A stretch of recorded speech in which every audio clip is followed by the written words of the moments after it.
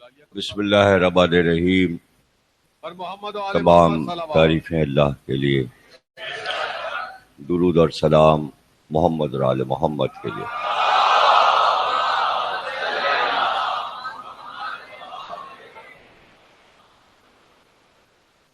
اور پانچویں تقریر عشرے کی آپ حضرات سلسلے کی سماعت فرما رہے ہیں۔ ولایت اور فضیلت کے موضوع پر ہم گفتگو کر رہے ہیں۔ ولایت اور فضیلت کے موضوع پر گزشتہ مجلسوں میں سرنامہ کلام میں میں نے کلام پاک کی سورہ رات 13ویں سورے کی آخری آیت آپ کے سامنے پیش کی اور اس پر گفتگو شروع ہوئی۔ میں اسی دن سمجھ رہا تھا کہ آیت کی تفسیر اور جو کچھ فضیلت بیان کرنی ہے ولایت کی کامل ہو جائے گی، لیکن آج کئی دن گزر گئے ہیں کہ وہ آیت اپنی تفسیر بتاتی جا رہی ہے۔ اس سے آپ خود یہ اندازہ لگا سکتے ہیں کہ کلام الہی معجزہ ہے، قرآن ایک معجزہ ہے۔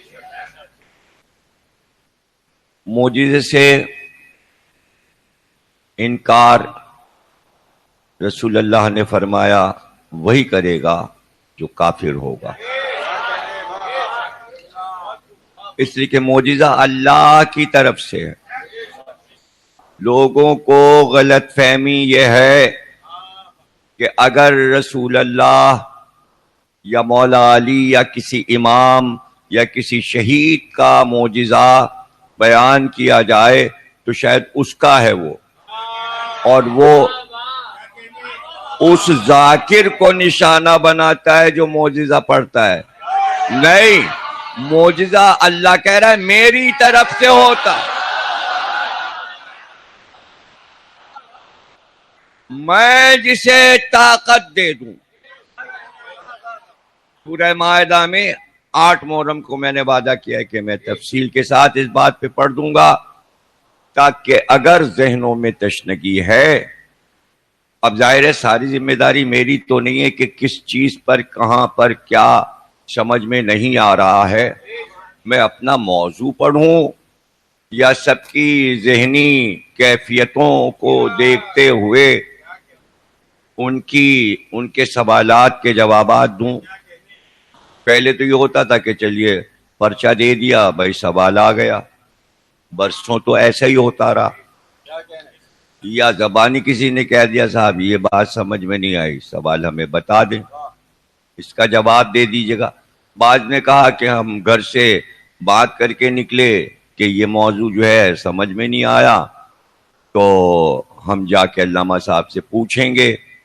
انہوں نے کہا ہم یہاں آئے تو آپ وہی پڑھ رہے تھے۔ اب دیکھیں یہ باتیں بھی معجزہ ہیں، ان کو بھی معجزہ کہتے ہیں، یعنی وہ باتیں کہ جو اللہ کی طرف سے اس کے حکم سے صادر ہو جائیں۔ دیکھیں 2 اسکول دنیا میں چل رہے ہیں، اس کو یاد رکھیے گا آپ سب لوگ۔ 2 چیزیں چل رہی ہیں، یا تو اللہ کی طرف سے الہام ہوتا ہے یا شیطان کی طرف سے الہام ہوتا ہے۔ اور قرآن میں اللہ نے کہا کہ ہم اپنے اولیاء پہ وحی کرتے ہیں، شیطان اپنے اولیاء پہ وحی کرتا ہے۔ شیطان کے بھی اولیاء ہیں. آج دیکھیے آپ, قرآن میں کہا گیا یعنی اس نے اپنے خلیفہ بنائے ہوئے ہیں اور خلیفاؤں نے اپنے خلیفہ اور ان کے خلیفہ اور ان کے خلیفہ.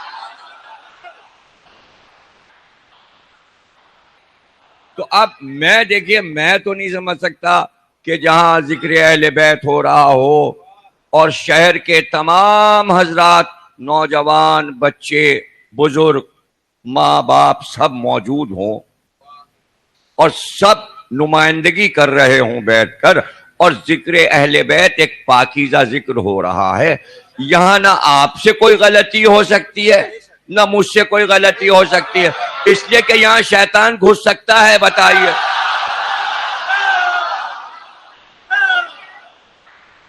آئے گا کیسے, کدھر سے آئے گا, کدھر سے آئے گا؟ اس لیے نہیں آ سکتا کہ اس کی ہمت ہی نہیں پڑتی کہ یہاں تو سارے علی کے راج دلارے بیٹھے.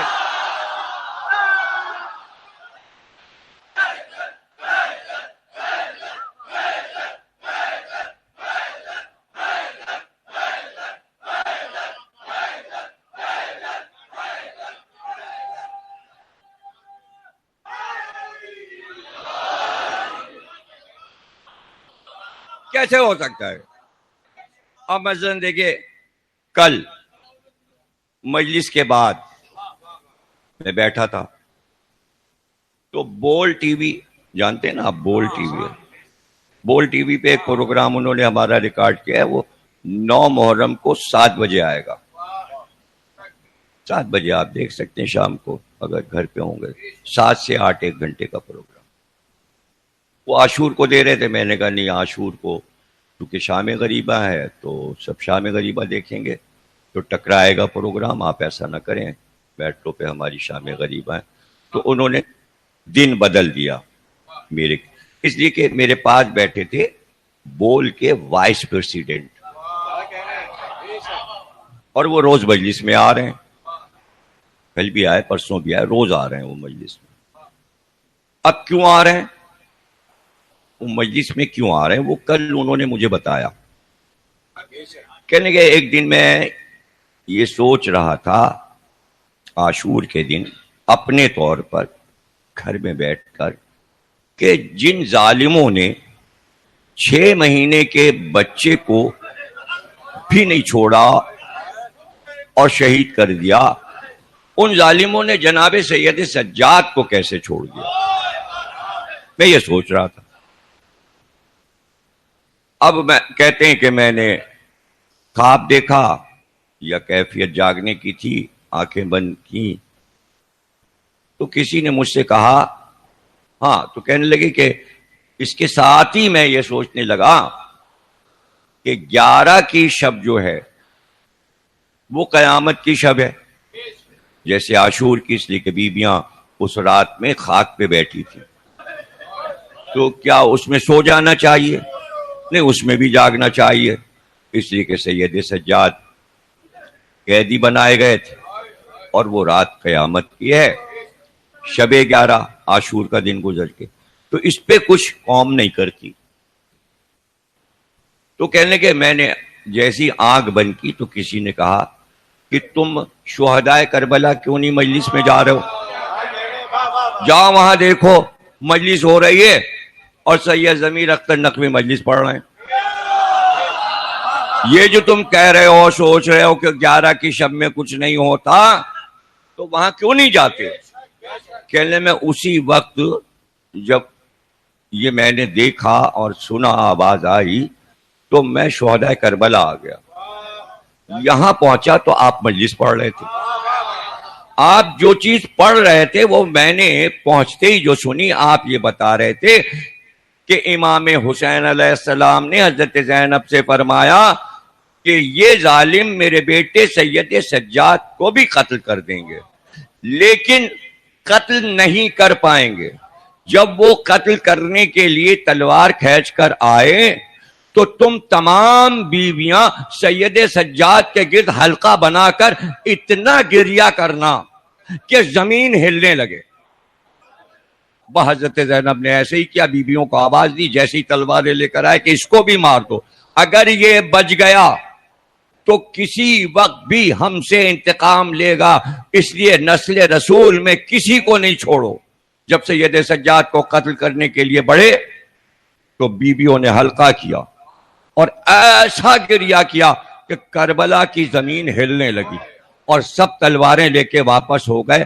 بھائی یہ واقعہ, وہ کہتے میں نے سنا, مجھے اپنے سوال کا جواب مل گیا, لیکن اس وقت میں نے سنا دیا. ان کی وجہ سے آپ نے غور کیا کہ گریہ میں طاقت کیا ہے. امام معصوم کو بیویوں کا گریہ بچا لیتا ہے, تو ان مجلسوں میں تو سیدہ روتی ہوئی آتی ہے. آپ کے سمجھ میں معجزات نہیں آ رہے, معجزہ سمجھ میں نہیں آ رہا.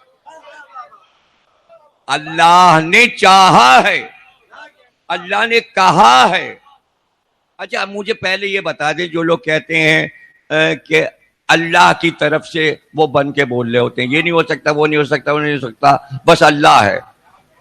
مجھ کو یہ بتا دے, جو دنیا میں اللہ کا نام لے رہا ہے اس کو کیسے پتا چلا کہ اللہ ہے؟ کیسے پتا چلا کہ اللہ ہے؟ ارے یہ عرب تو بت پوج رہے تھے, ان کو تو پتا بھی نہیں تھا اللہ کون ہے. محمد نے کہا کہ اللہ ایک ہے تو تمہیں پتا چلا. تو بتانے والی ایک ہستی ہے نا, ڈائریکٹ تم پر تو وہی ہوئی نہیں ہے کہ اللہ ہے. اب تم اللہ کے ٹھیکیدار بن کے یہ کہو کہ اللہ کے آگے کسی کو نہ لائیے اور شرک ہو جاتا ہے فلاں. تم کون ہوتے ہو شرک ہو جاتا ہے؟ محمد کے بغیر اللہ نہیں ہے.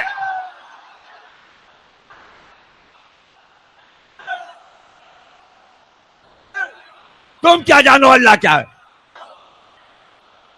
ابھی میں بیٹھ کے بات کرے کوئی, میں پوچھوں صفات ثبوتیہ کتنے ہیں, صفات سلبیہ کتنے ہیں؟ توحید سمجھانے کا پہلا جملہ کیا ہے؟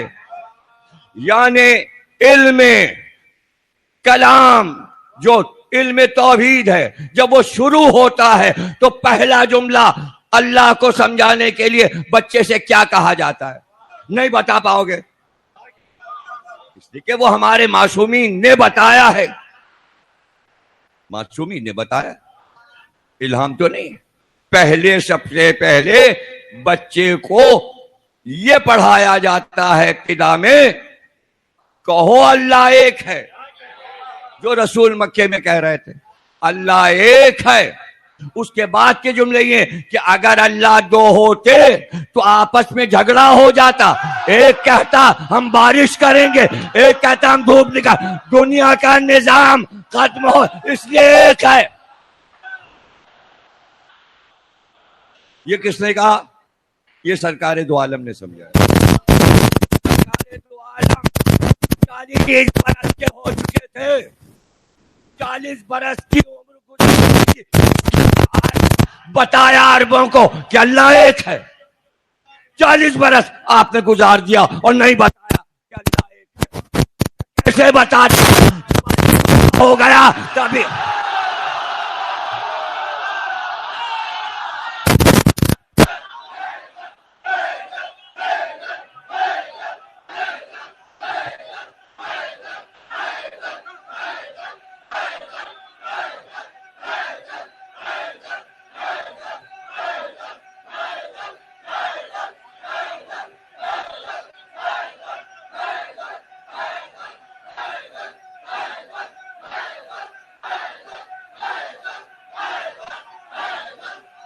سلامت رہو, جزاک اللہ, ماشاء اللہ ماشاء اللہ. ارے توحید کا پیغام پہنچانے کے لیے علی کی ضرورت کیوں ہے؟ سوال ہے, 40 سال گزرے کہ وہ 12-13 برس کے ہو جائیں، گود میں پل رہے تھے، اور اب اعلان ہو دعوت ذوالشیرہ میں کہ اللہ ایک ہے۔ کہاں بیٹھے ہیں آپ؟ پڑھیں تاریخ اسلام، پڑھیں قرآن کی آیتیں، دین کو پھر سے پڑھیں۔ ماں باپ کی ذمہ داری ہے کہ اپنے اپنے بچوں کو بٹھا کر توحید کا سبق پھر سے پڑھائیں۔ جب تک اللہ سمجھ میں نہیں آئے گا، نبی سمجھ میں نہیں آئے گا، علی سمجھ میں نہیں آئے گا، جب تک علی سمجھ میں نہیں آئیں گے، نبی سمجھ میں نہیں آئے گا، اللہ سمجھ میں نہیں آئے گا۔ یہ سب بہت ضروری باتیں ہیں۔ محرم اسی لیے آتا ہے کہ ہم سب کو یہ باتیں سمجھا دیں، کیوں ضرورت ہے اللہ اور رسول کو علی کی۔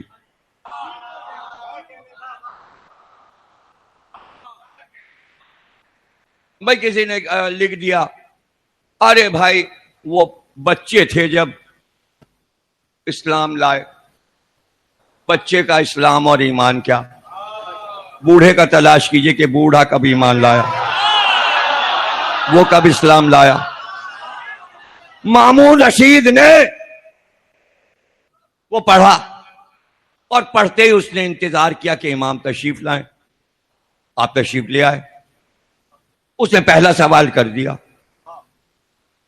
کہا یہ بتائیے، لوگ یہ کہتے ہیں علی تو بچے تھے ابھی، وہ بوڑھے کو تلاش کرتے ہیں کہ پہلا بوڑھا کون ہے جس نے کلمہ پڑھا؟ علی نے تو سب سے پہلے تصدیق کر دی۔ تو کیا علی نے جو کچھ تصدیق کی رسول اللہ کی، وہ رسول اللہ اور علی کی مرضی تھی یا اللہ کی مرضی تھی؟ امام رضا علیہ السلام نے فرمایا اللہ کی مرضی سے علی نے گواہی دی، نبی نے چاہا کہ میرا ایک گواہ ہو۔ قرآن میں یہی گفتگو ہے جو میں آپ کو بتا رہا ہوں، اور امام بھی وہی فرما رہے قرآن سے۔ امام نے فرمایا اللہ کی طرف سے علی نے گواہی دی، اللہ چاہتا تھا کہ علی بولے، تو مامون نے کہا اللہ کو نہیں پتا تھا کہ یہ بچہ ہے،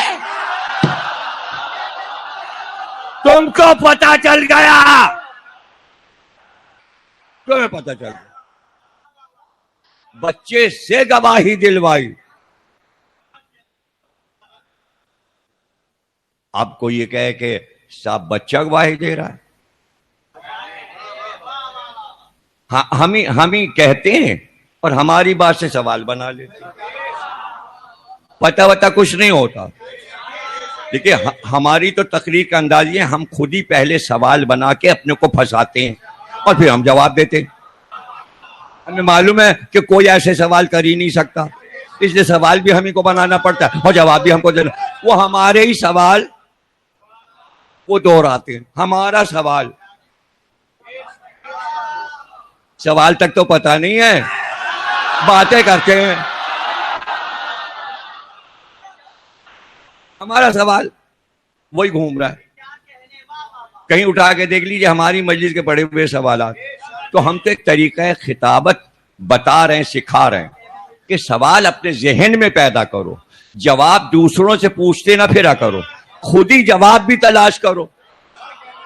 اگر سوال بنا لیا تو اترانا کیا، ہم نے یہ سوال بنایا ہے۔ ارے کیا سوال بنایا؟ تم نے کچھ بھی نہیں بنایا۔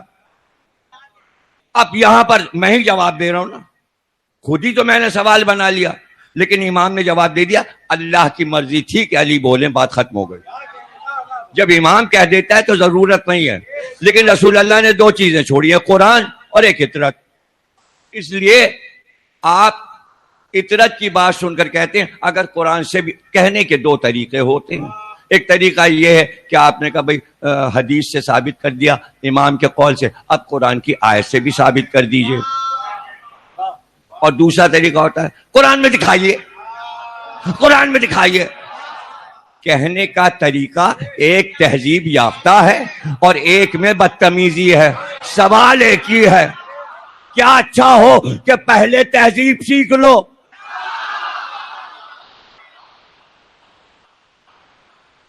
اور علامہ مجلسی کی کتاب تہذیب پڑھ لو کہ تہذیب مجلسی کیا ہے۔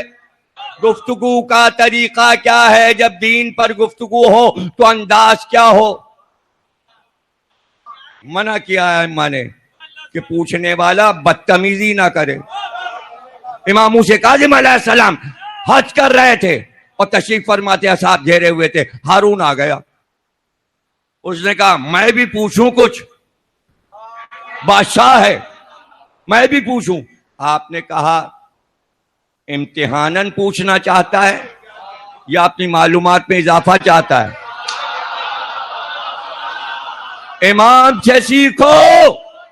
امام فرما رہے ہیں خانہ کعبہ کے سامنے تشریف فرمائے، طواف کر کے بیٹھے ہیں. ابھی وہ بھی طواف کر کے ادھر ہی آ گیا. اس نے دیکھا مجمع لگا ہوا ہے ان کے پاس. کہتا ہے میں بھی پوچھوں سوال؟ آپ سے سب پوچھ رہے ہیں. آپ نے کہا پہلے یہ بتا، بادشاہ ہے نا، تو امتحاناً پوچھنا چاہتا ہے یا معلومات کے لیے؟ کہنے لگا نہیں معلومات کے لیے. کہنے لگے امام تو پھر ادب سے ہاتھ باندھ کر گھٹنے ٹیک کر ایک طالب علم کی طرح بیٹھ جا.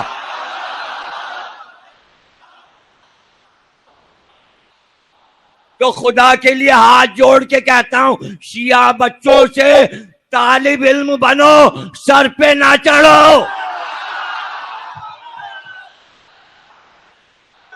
سر پہ نہ چڑھو، تہذیب سے بات کرو. تہذیب سے بات کرو. بات تمہارے سمجھ میں نہیں آ رہی ہے، گالیاں میں کھاؤں. تمہارے دماغ کی کوتاہی اور گالیاں تم مجھے دو گے، یہ بات میرے سمجھ میں نہیں آتی. بھائی تہذیب سے وہی بات کر لو.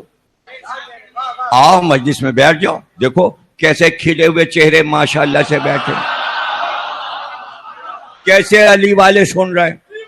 یہ تہذیب ہے، یہ طریقہ ہے. اسی طرح بیٹھیں اور سنیں.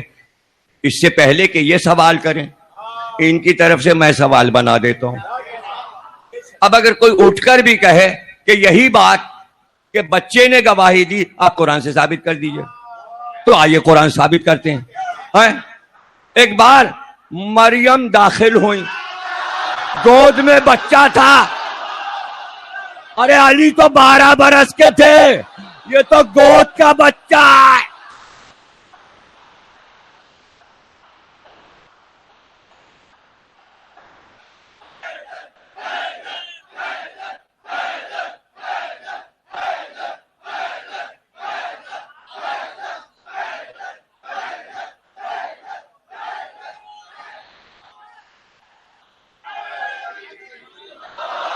قرآن کا 19واں سورہ سورہ مریم پڑھو نا غور سے. سورہ مریم.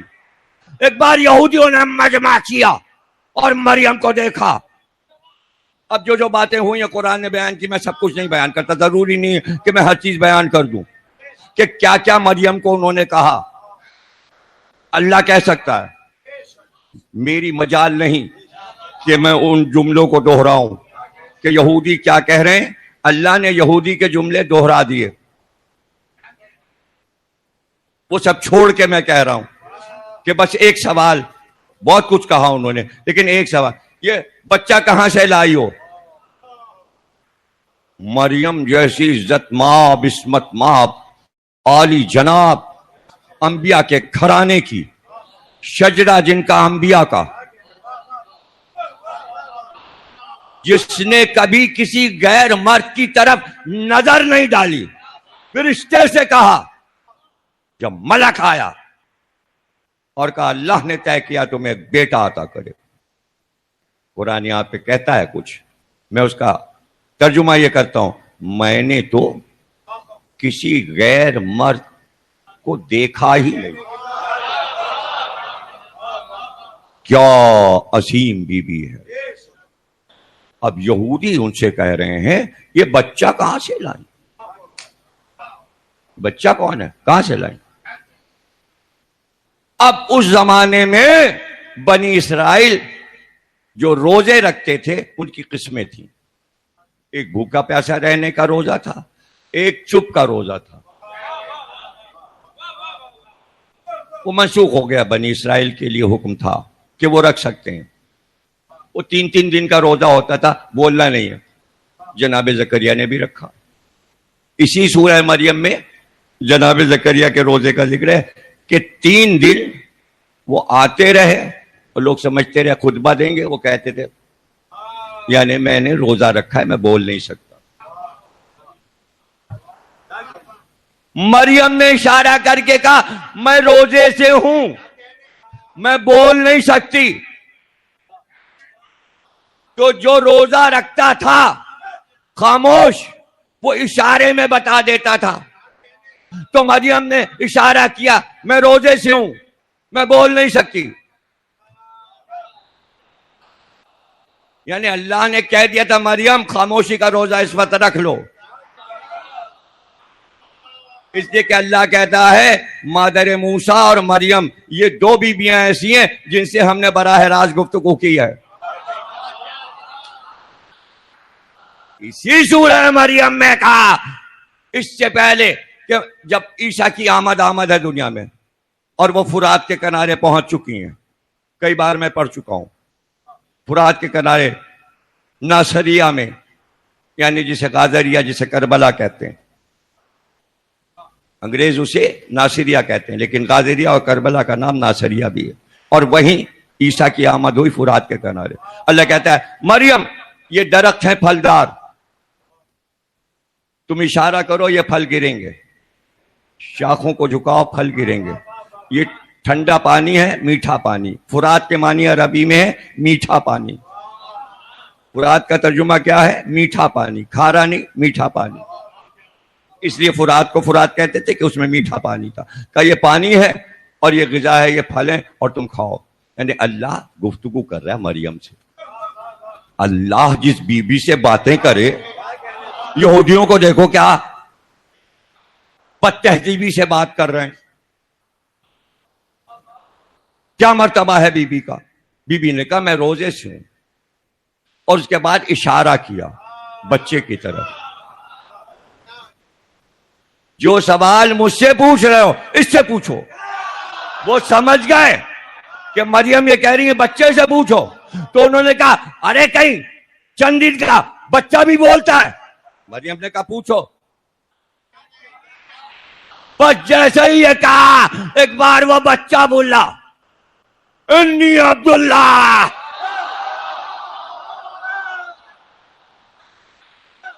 میں اللہ کا بندہ ہوں اور میں نبی بنا کر بھیجا گیا ہوں اور میں کتاب لے کر آیا ہوں. ارے حضرت عیسیٰ ابھی تو ماں کی گود میں ہیں، ابھی سے نبی بن گئے. اللہ نے بنایا، جس وقت چاہے بنا دے، اور کتاب بھی لے آیا. اب سب کہتے سرکار 40 برس میں نبی بنے اور کتاب 40 برس میں اتری. ارے جب آمنہ کی گود میں تھے اس وقت بھی نبی تھے. کتاب سے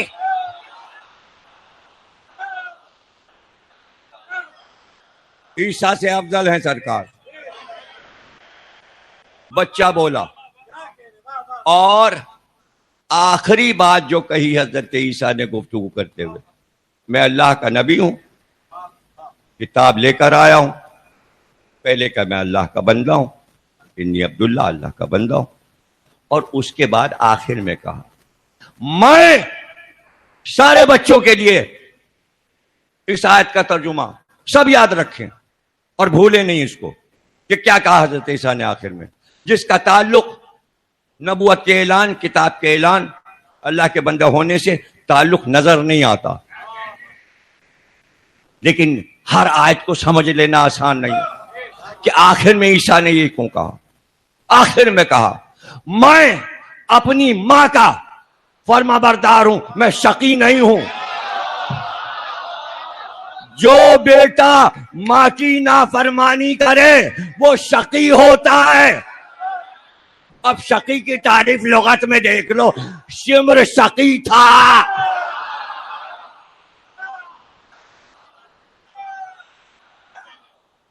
کیا ہم بچوں کو تعلیم نہیں دے رہے؟ کیا ہم عمل اور عملیات نہیں پڑھ رہے؟ کیا شکوہ ہے آپ کو؟ صرف فضائل علی تو نہیں پڑھ رہے.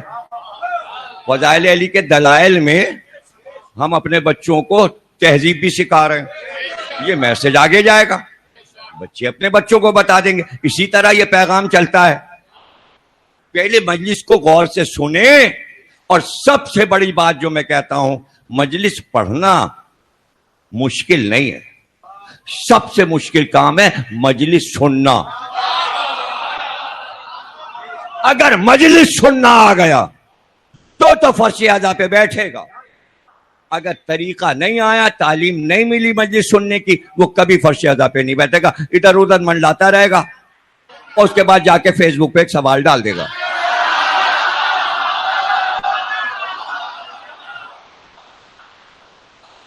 نہیں نہیں نہیں، یہاں بیٹھیے، پیغام کو سمجھیے، پھر اس کے بعد فیس بک چلائیے. شیعہ ہوں آپ یا سنی، سب کے لیے پیغام ہے. میں ہر چیز میں ایک پیغام رکھتا ہوں. بچہ یوسف زلیخا سے بچ گیا. اب یہ 11واں سورہ یوسف، اور 111 آیات کا سورہ، اور پورے سورے میں ایک ہی قصہ بیان ہوا، بس یوسف کا قصہ، کوئی دوسری چیز بیان نہیں ہوئی. اور ایک بار یوسف زلیخا سے بچ کے بھاگے، اس نے حملہ کر دیا تھا. اب اس سے زیادہ کیا بتاؤں؟ آپ حیران ہوں گے کہ مرد حملہ کرتا ہے، عورت نے حملہ کیسے کر دیا. اب عورت کا حملہ زیادہ خطرناک ہوتا ہے، یہ جمل سے پوچھ لو، علی نے بتایا ہے.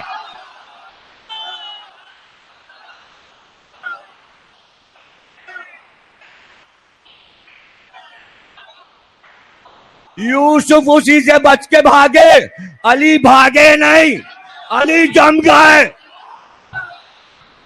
اور لڑائی کو فتح کر لیا.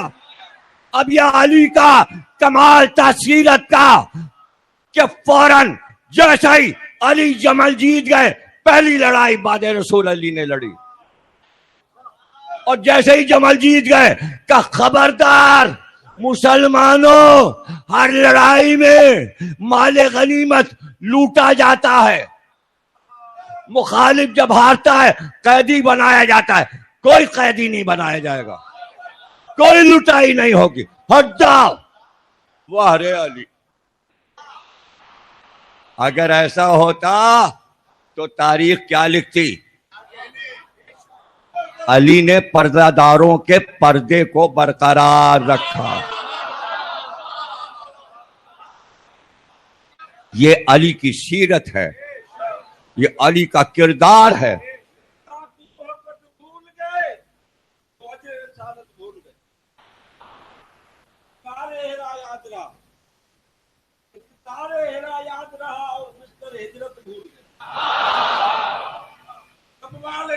بھول سکے مولا کی عنایت بھول گئے.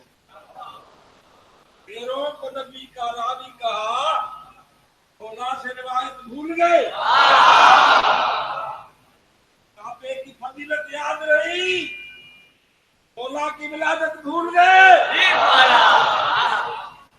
من کنت مولا تم تو لیا، حکم رسالت بھول گئے. آپ اگر تو منکر علی کی ولایت کا تو میرا مشورہ مان لے، تو دعا نہ مانگ، تو ہاتھ اٹھا کے دعا نہ مانگ، کیونکہ تو جانتا نہیں ہے کہ اللہ علی کا ہے. سبحان اللہ. ایک صلوات بلند آواز سے پڑھ.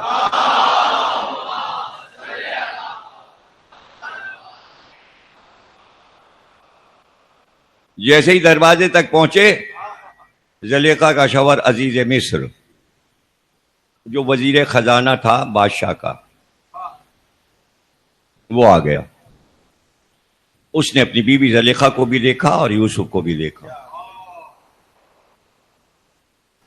فوراً ہی زلیخا نے اپنے شوہر کو دیکھتی کہا، یہ کیسا غلام تو خرید کے لایا، اس نے مجھ پہ حملہ کر دیا. کیا کہنے،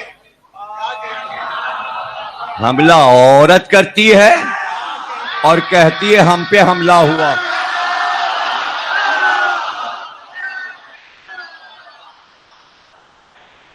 سورہ یوسف ہے، پورا پڑھ لیجئے جا کے غور سے.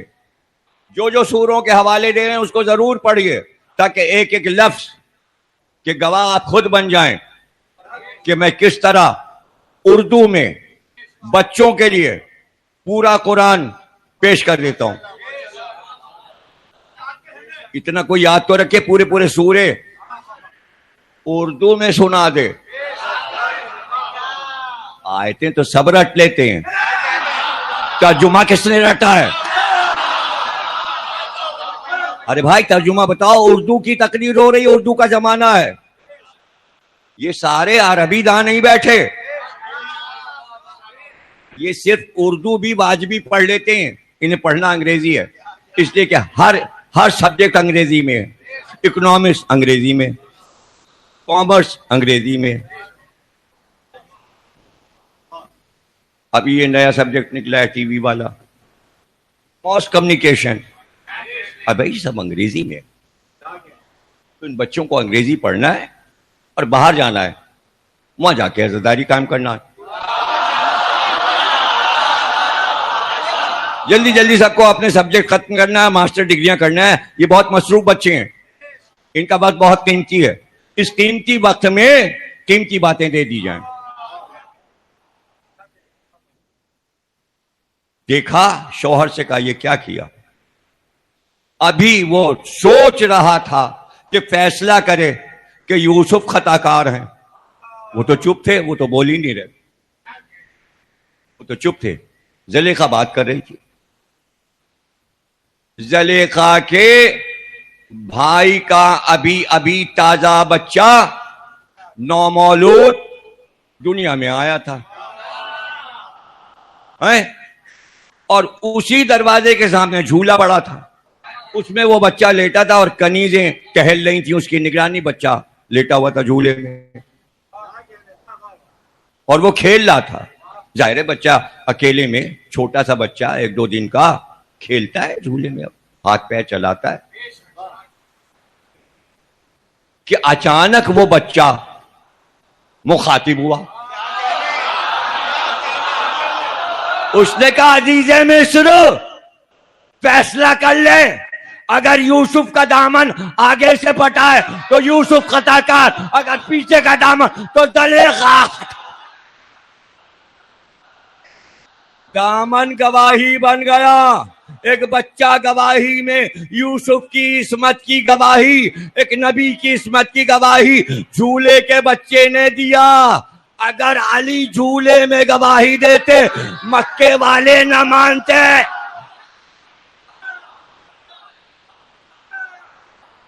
اس لیے رسول نے اللہ کے حکم سے انتظار کیا کہ علی اتنے بڑے ہو جائیں. اب یاد رکھیے گا, بنی ہاشم کا 12 برس کا بچہ اتنا بڑا 12 برس کا نہیں لگتا تھا. 12-14 برس کے بچے بنی ہاشم کے 20 برس کے جوان لگتے تھے. ان کی باڑ ایسی رکھی تھی. اب کیا کیا بتائیں اور کیا کیا تم نے پڑھا ہے.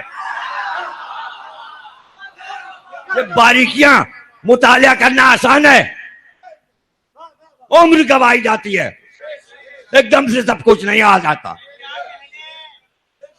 ہاں ایک دم سے نہیں آتا. راتیں اپنی سیاہ کرو, کتابوں پہ کتابیں پڑھو. ارے پہلے کتابیں خریدو, تو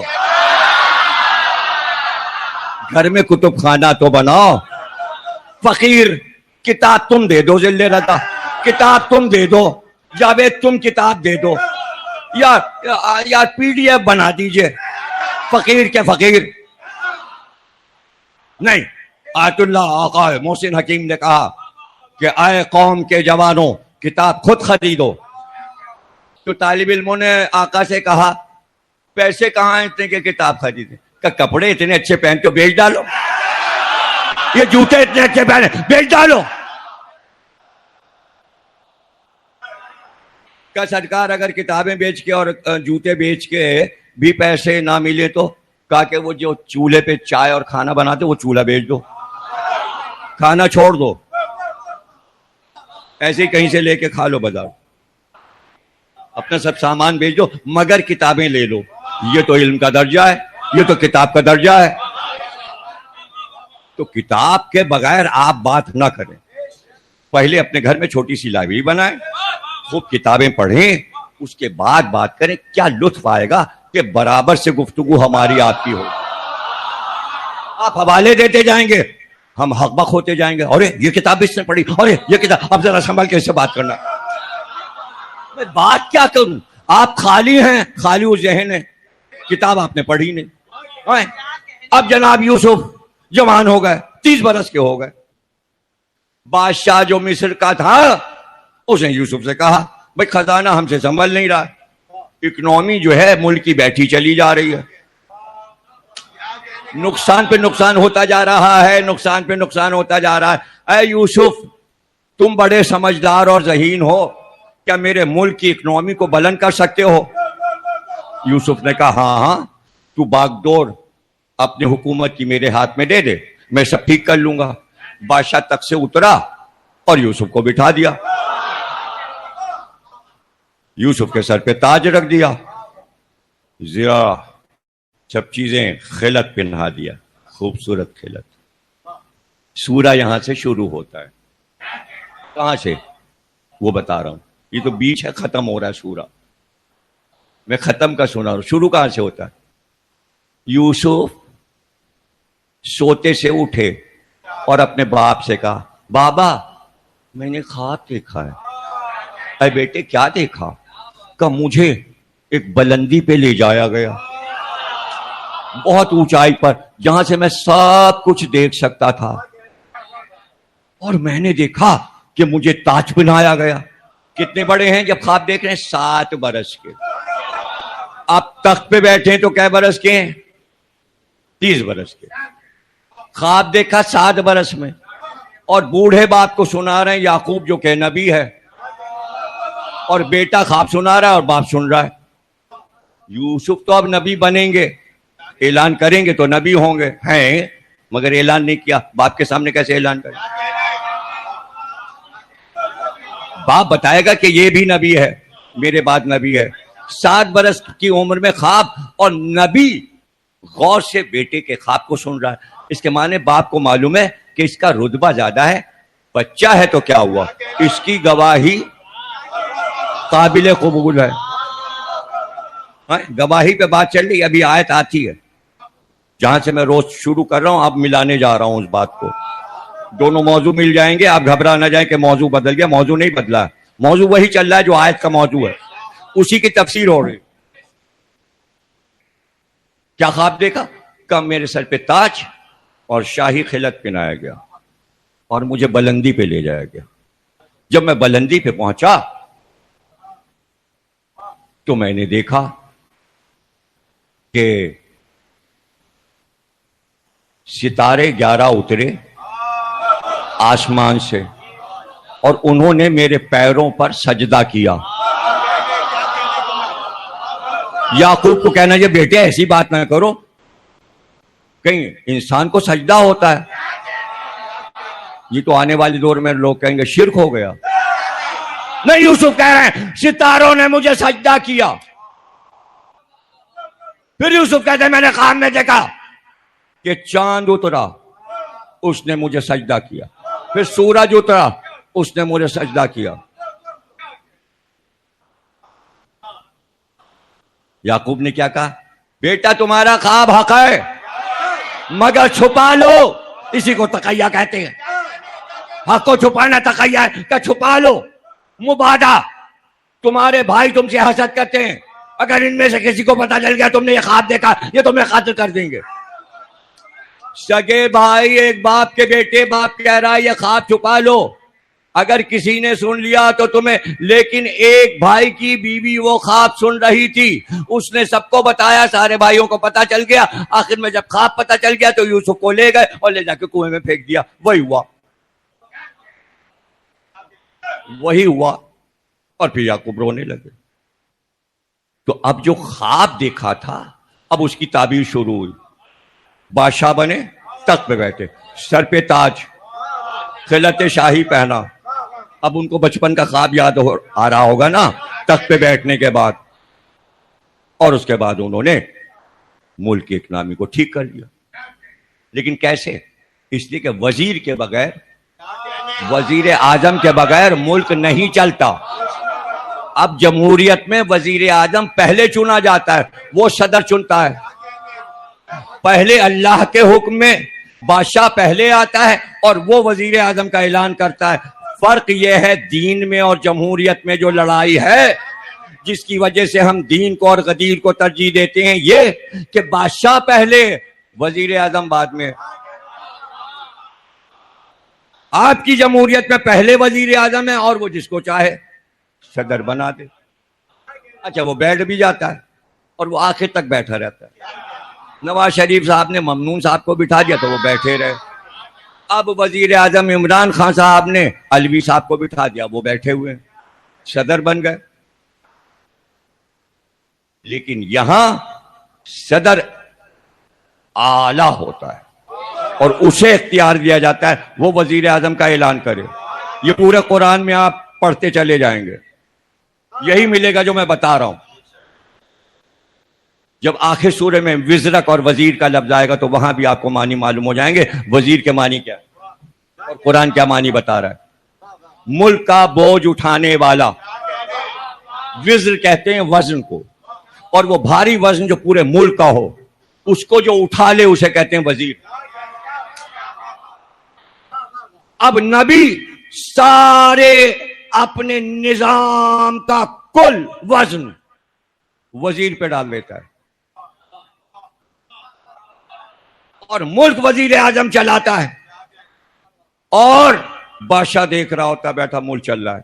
اس کو معلوم ہے وزیر میری مرضی کے خلاف کوئی فیصلہ کرے گا ہی نہیں, اور اللہ کو یہ پتا ہے کہ میرا نبی اور اس کا وزیر کوئی فیصلہ اللہ کی مرضی کے خلاف کرے گا نہیں. اگر ایسا کبھی ہوا ہوتا تو قرآن بتاتا کہ کون سا نبی معزول ہو گیا اور کون سا وزیر معزول. اللہ جب بنا دیتا ہے معزول نہیں کرتا, آپ اپنے وزیر کو معزول کر دیتے. یہ جمہوریت میں اور دین میں فرق ہے, سمجھ رہے ہیں؟ اب دیکھیں کون سا موضوع میں آپ کو پڑھا رہا ہوں. کتنے موضوع آتے ہیں اسی قرآن میں, اسی تفسیر میں, اسی آیت میں, اسی تاریخ میں, اسی حدیث میں. موضوع دنیا کے کتنے آ رہے ہیں, کیا کیا چیزیں آ رہی ہیں. سب انگریزی میں نام ہیں ان موضوعات کے جو میں گنانا نہیں چاہ رہا, وقت خراب ہوگا. یہ سمجھنے کی باتیں کہ اب کون سے سبجیکٹ پہ آ گئے, اب کون سا ہمارا سبجیکٹ ہے, اب کون سا ہمارا یونیورسٹی کا سبجیکٹ ہے, کون سا کالج کا سبجیکٹ ہے جس پہ یہ بول رہے ہیں. تو یوسف نے کہا کہ فلاں شخص کو میں اپنا وزیر اعظم بناتا ہوں. اللہ نے فرشتے کو بھیجا اور کہا یوسف میری مرضی کے بغیر تم نے وزیر اعظم چن لیا, پروردگار پھر کس کو بناؤں؟ کہ جاؤ جنگل میں, وہاں ایک جوان ملے گا 22 سال کا, وہ لکڑیاں کاٹ رہا ہوگا, درختوں کی لکڑیاں جمع کر کے اس کے گٹھر سر پہ اٹھا رہا ہوگا, اس کو لے آؤ وزیر اعظم بنا دو. یوسف گئے, دیکھا تو وہ ایک لڑکا جوان خوبصورت لکڑی کاٹا تھا. کہا چلو بھائی ہم تمہیں وزیر اعظم بنائیں گے. اس نے دیکھا بادشاہ آ گیا, تاج لگائے, خلعت پہنے ہوئے شاہی بادشاہ, اور اس کے ساتھ تمام درباری اور پولیس والے اور یہ اور فوج اور سلامی کے لیے سارے لوگ. لے آئے اس کو, کہا اس کے کپڑے بدلوا دو, وزیر اعظم کے کپڑے پہنا دو, لے آؤ میرے پاس. یوسف نے کندھے پہ ہاتھ رکھ کے کہا یہ ہے میرا وزیر آج سے. جب وزارت کا اعلان کر چکے تو پروردگار یہ تو بتا دے یہ ہے کون.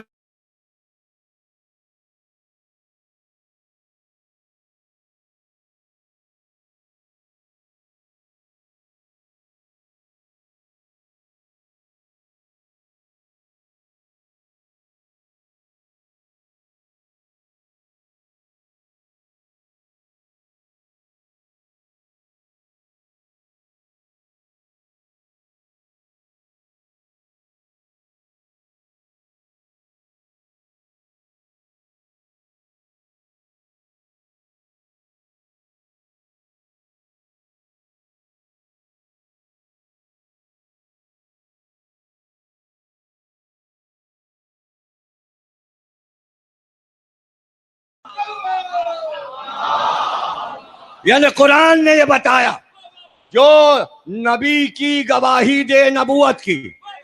اب سمجھنے کی کوشش شیعہ سنی ہر فرقہ میرے جملے کو سمجھے کہ توحید اور نبوت کو علی کی ضرورت کیوں ہے؟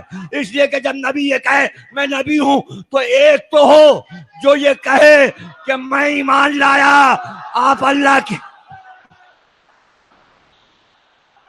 خدا کے لیے سمجھو.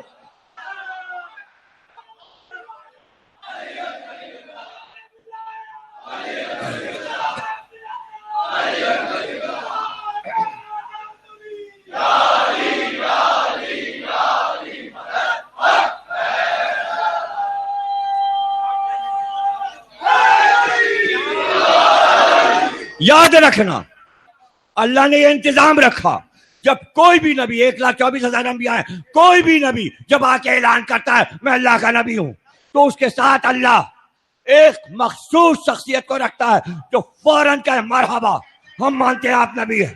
کیوں رکھتا ہے؟ نوح، ابراہیم، موسیٰ، عیسیٰ، زکریا، یعقوب، یحییٰ، سلیمان، داؤد، جرجیس، جو بھی نبی گزرا ہے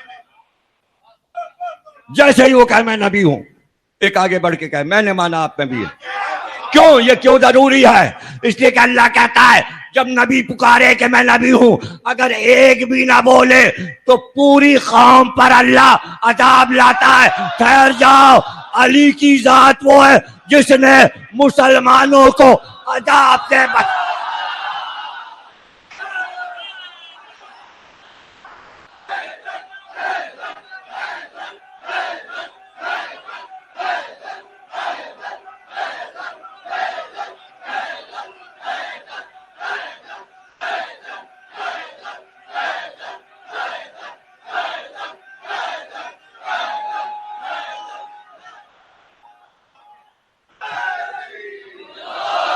جزاک اللہ. اس لیے اللہ نے پورے قرآن میں اکیلے کہیں پر بھی نبی کا ذکر نہیں کیا. ہر جگہ یہ کہا نور کے ساتھ نور بھیجا، نور کے ساتھ نور چلتا ہے، ایک نبی کے ساتھ اس کا گواہ چلتا ہے. یہ شاہد ہے وہ مشہود ہے، ایک شاہد ہے ایک مشہود ہے. مشہود وہ الشاہدن و مشہودن پورا سورہ ہے. گواہ اور جس کی گواہی دے گئی اس پر سورہ ہے اور آیتوں میں بار بار ذکر ہے. یعنی تنہا نبی کا ذکر نہیں کرتا، ایک ساتھ ہے وہ اس کے ساتھ اس کا گواہ چل رہا ہے. یہ کئی جگہ اللہ نے قرآن کا وہ ہے اس کے ساتھ اس کا گواہ ہے. اگر وہ کوئی مثال بھی دیتا ہے تشبیہ بھی اس میں بھی نبی کو تنہا نہیں رکھتا.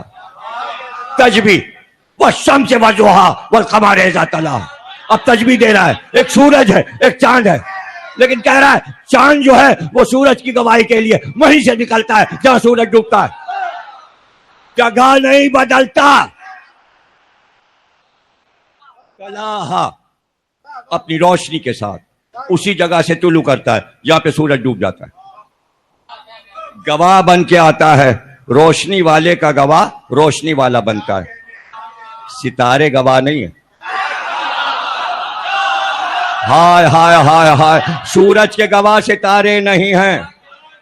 غالب نے کہا شرطست کے بہر ضبط آداب و رسوم خیزت بادس نبی زیجما چپرسی باز گرائی مہ جائے نشین مہر باشد نہ کہ نجوم. اگر تم اسلام میں دین کو برقرار رکھنا چاہتے ہو اور تہذیب اور اپنے عقیدے کو باقی رکھنا چاہتے ہو تو ایک شرط ہے. شرط یہ ہے کہ جب نبی جائے تو امام معصوم کو مانو، غیر معصوم کو نہ مانو. غیر معصوم کو مانو گے رکھنا پڑ جائے گا، اس لیے معصوم کو مانو. اس لیے کہ میں تم سے یہ کہہ رہا ہوں کہ مجھ سے یہ باتیں نہ کرو کہ میں علی کو کیسے مانوں، فیصلہ کچھ اور ہوا. نہیں، سیدھے علی کے دربار میں آ جاؤ. اس لیے کہ کیا تم نے نہیں دیکھا کہ جب سورج ڈوبتا ہے تو اس کا جانشین چاند بن کے آتا ہے، ستارے نہیں. ستاروں کو چھوڑ دو، چاند کے پیچھے پیچھے چلو، اس لیے کہ سورج کا وہ گواہ ہے. والشمس وضحاہا والقمر اذا تلاہا، سائے کی طرح علی نبی کے ساتھ ساتھ ہے. نہج البلاغہ کے خطبے میں کہتے ہیں کہ ابھی میں بچہ تھا، جیسے اونٹ کا بچہ اونٹنی کے ساتھ قدم سے قدم ملا کر اونٹ کے ساتھ چلتا ہے، اس طرح جب میں نے چلنا شروع کیا تو جہاں جہاں نبی جاتے میں ساتھ ساتھ. تو جس نے چھٹپنے میں ساتھ نہ چھوڑا ہو وہ دعوت ذوالعشیرہ کے بعد کیا چھوڑے گا؟ ساتھ ساتھ گواہ ساتھ ساتھ. اس لیے گواہ پہ گفتگو کرتے ہوئے اس منزل پر اللہ نے کہا یہ کہہ رہے ہیں تو مرسل نہیں ہے. الذین کفروا لست مرسلا, یہ کافر کہہ رہے ہیں کہ تو مرسل نہیں ہے, تو نہ مانے یہ تجھے مرسل. کوئی اللہ کو پرواہ نہیں ہے. کہہ دے ان سے, قل, کہہ دے ان سے, قل کفی باللہ شہیدا بینی و بینک ومن عندہ علم الکتاب. پس دو گواہ تیری رسالت پہ کافی ہیں. کافی ہیں, آج بھی کافی ہیں. امت کی ضرورت نہیں, چلی جائے, جائے جہاں جانا ہو جائے, رہنا ہو تو رہے. اللہ کو پرواہ نہیں, اس وقت بھی پرواہ نہیں تھی, آج بھی نہیں. آیت منسوخ نہیں ہوئی, آیت اب بھی پکار رہی ہے. دو گواہ ہیں, رسالت کے قیامت تک رہیں گے. ایک اللہ خود, ایک وہ جو عالم کتاب ہے. لوگوں کے سمجھ میں نہیں آیا کہ وہی اللہ صاحب کتاب ہی ہے, وہی کتاب کا علم بھی رکھتا اور وہی اللہ, وہی گواہی. تو پہلے اللہ کی گواہی ثابت کر دیجئے.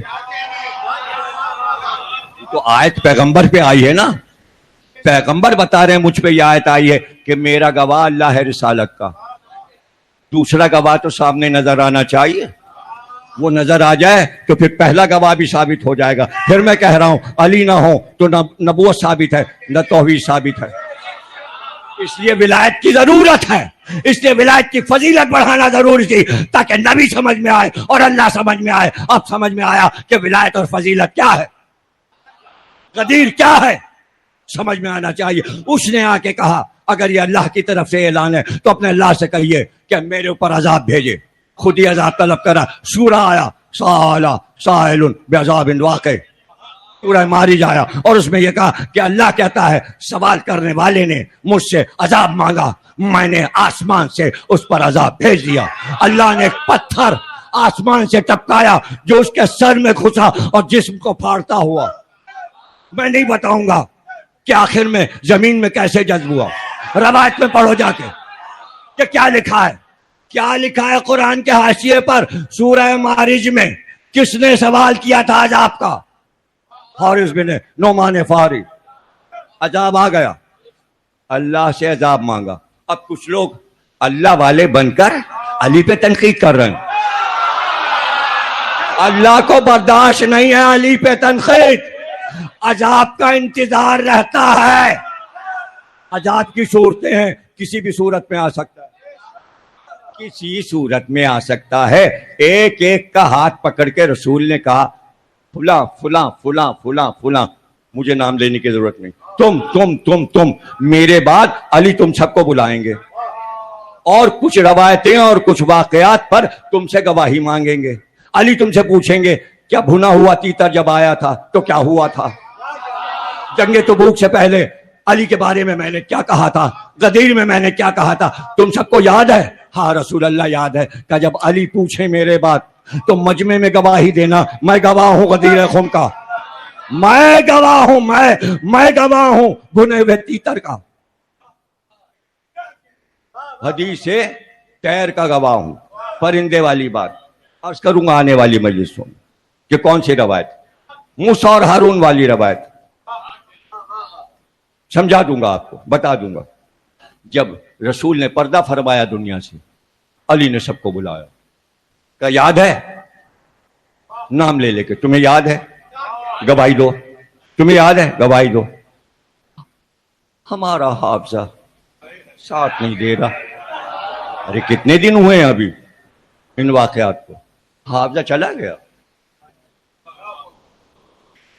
فلاں ابن فلاں, منہ چھپاؤ گے ایسی بیماری ہوگی, چہرہ نہیں دکھا پاؤ گے,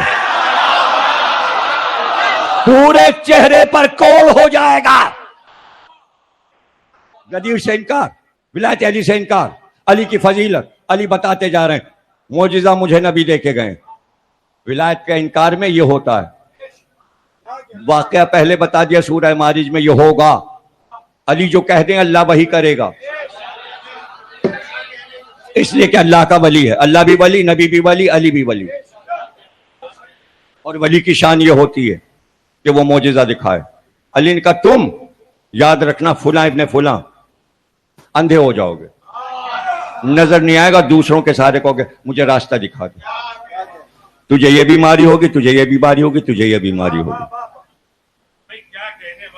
دیکھا نبی کہہ گئے تھے گواہی دے دینا, گواہی بتا دینا کہ گواہی دی ہے, اتنا ہی تو کہنا ہے. کتنی مشکل منزل تھی سب کے لیے, ڈر تھا, خوف تھا, کیا بات تھی, کس چیز سے متاثر ہو گئے کہ علی کی بات کو ٹال گئے. یہ موضوع ہے کہ نہیں, یہ موضوع ہے کہ نہیں. آج کس کا ڈر ہے؟ آج آپ آزاد ہیں, اپنے عقیدے میں آزاد ہیں. پاکستان کسی ایک فرقے نے نہیں بنایا, سب نے مل کے بنایا ہے. اس لیے آپ کا ریکارڈ کیا جاتا ہے.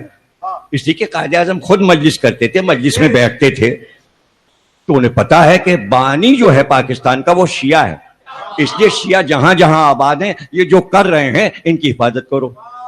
فوج بھی آئی ہوئی ہے, رینجرز بھی آئے ہوئے ہیں, پولیس بھی آئی ہوئی ہے, سارے محکمے موجود.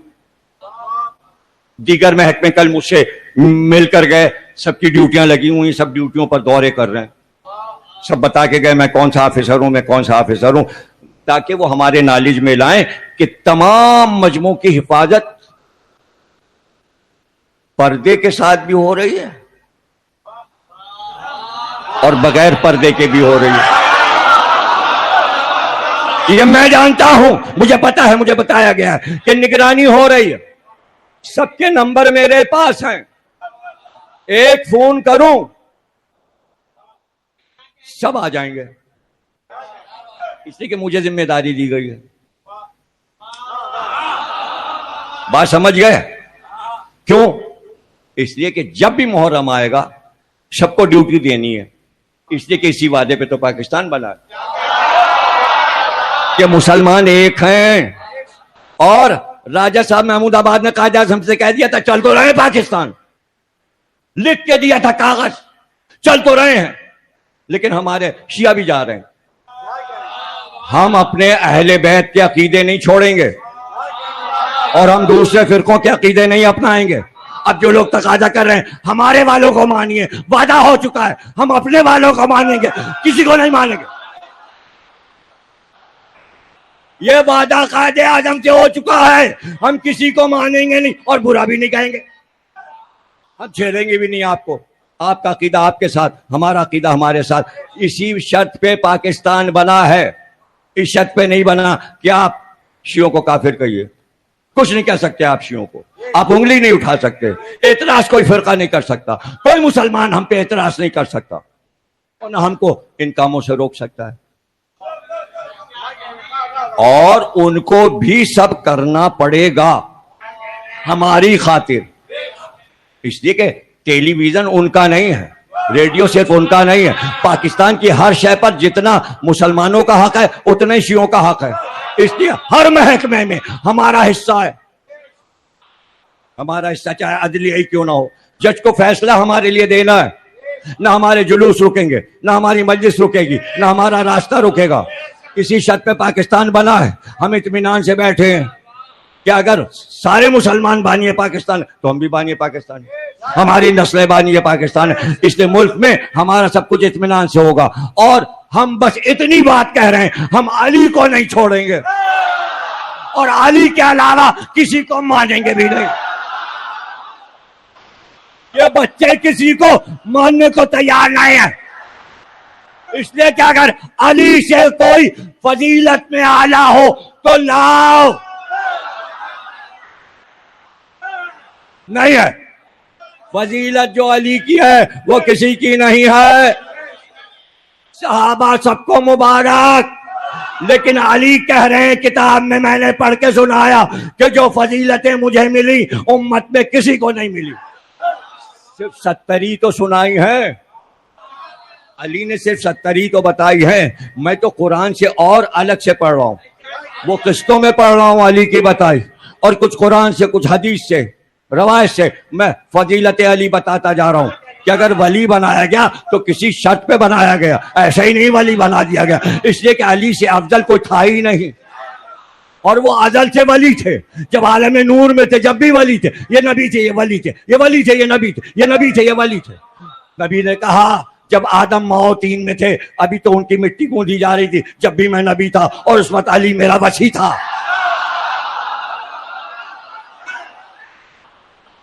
ارے ایک دن فرمایا رسول اللہ نے، یا علی تمہیں پتا ہے سب سے پہلے امیر المومنین کس دن کہا گیا؟ کہا اللہ کا رسول بہتر جانتا ہے. حالانکہ علی کو معلوم ہے. کہا اللہ کا رسول بہتر جانتا تاکہ رسول کی زبان سے سارے اصحاب سنے. کہ جس دن آواز دی اللہ نے سب کو ذرات میں بلا کر روحوں کو، الستو بربکم، کیا میں تمہارا رب نہیں ہوں؟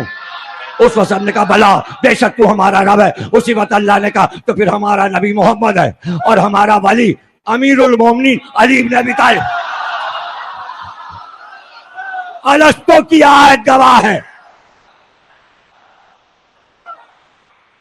یا علی تمہارے علاوہ کوئی امیر المومنین کا لقب نہیں لے سکتا. 2 منٹ بیٹھ جائے. کوئی بھی تمہارے علاوہ امیر المومنین کا لقب نہیں لے سکتا. اگر علی کے بعد کہلوانا ہوتا تو تخت خلافت پہ حسن بیٹھے، لیکن حسن کو ایک دن سب نے کہا السلام علیکم یا امیر المومنین. کہا نہیں، صرف میرا باپ. حسین نے کہا صرف میرا باپ. علی کے علاوہ کوئی امام معصوم امیر المومنین نہیں ہے. 2 منٹ بیٹھ جائیے، تقریر خاتمے پہ ہو رہی ہے، بس غور سے سب سن رہے ہیں. اس لیے اللہ نے کہا 2 گواہ ہیں.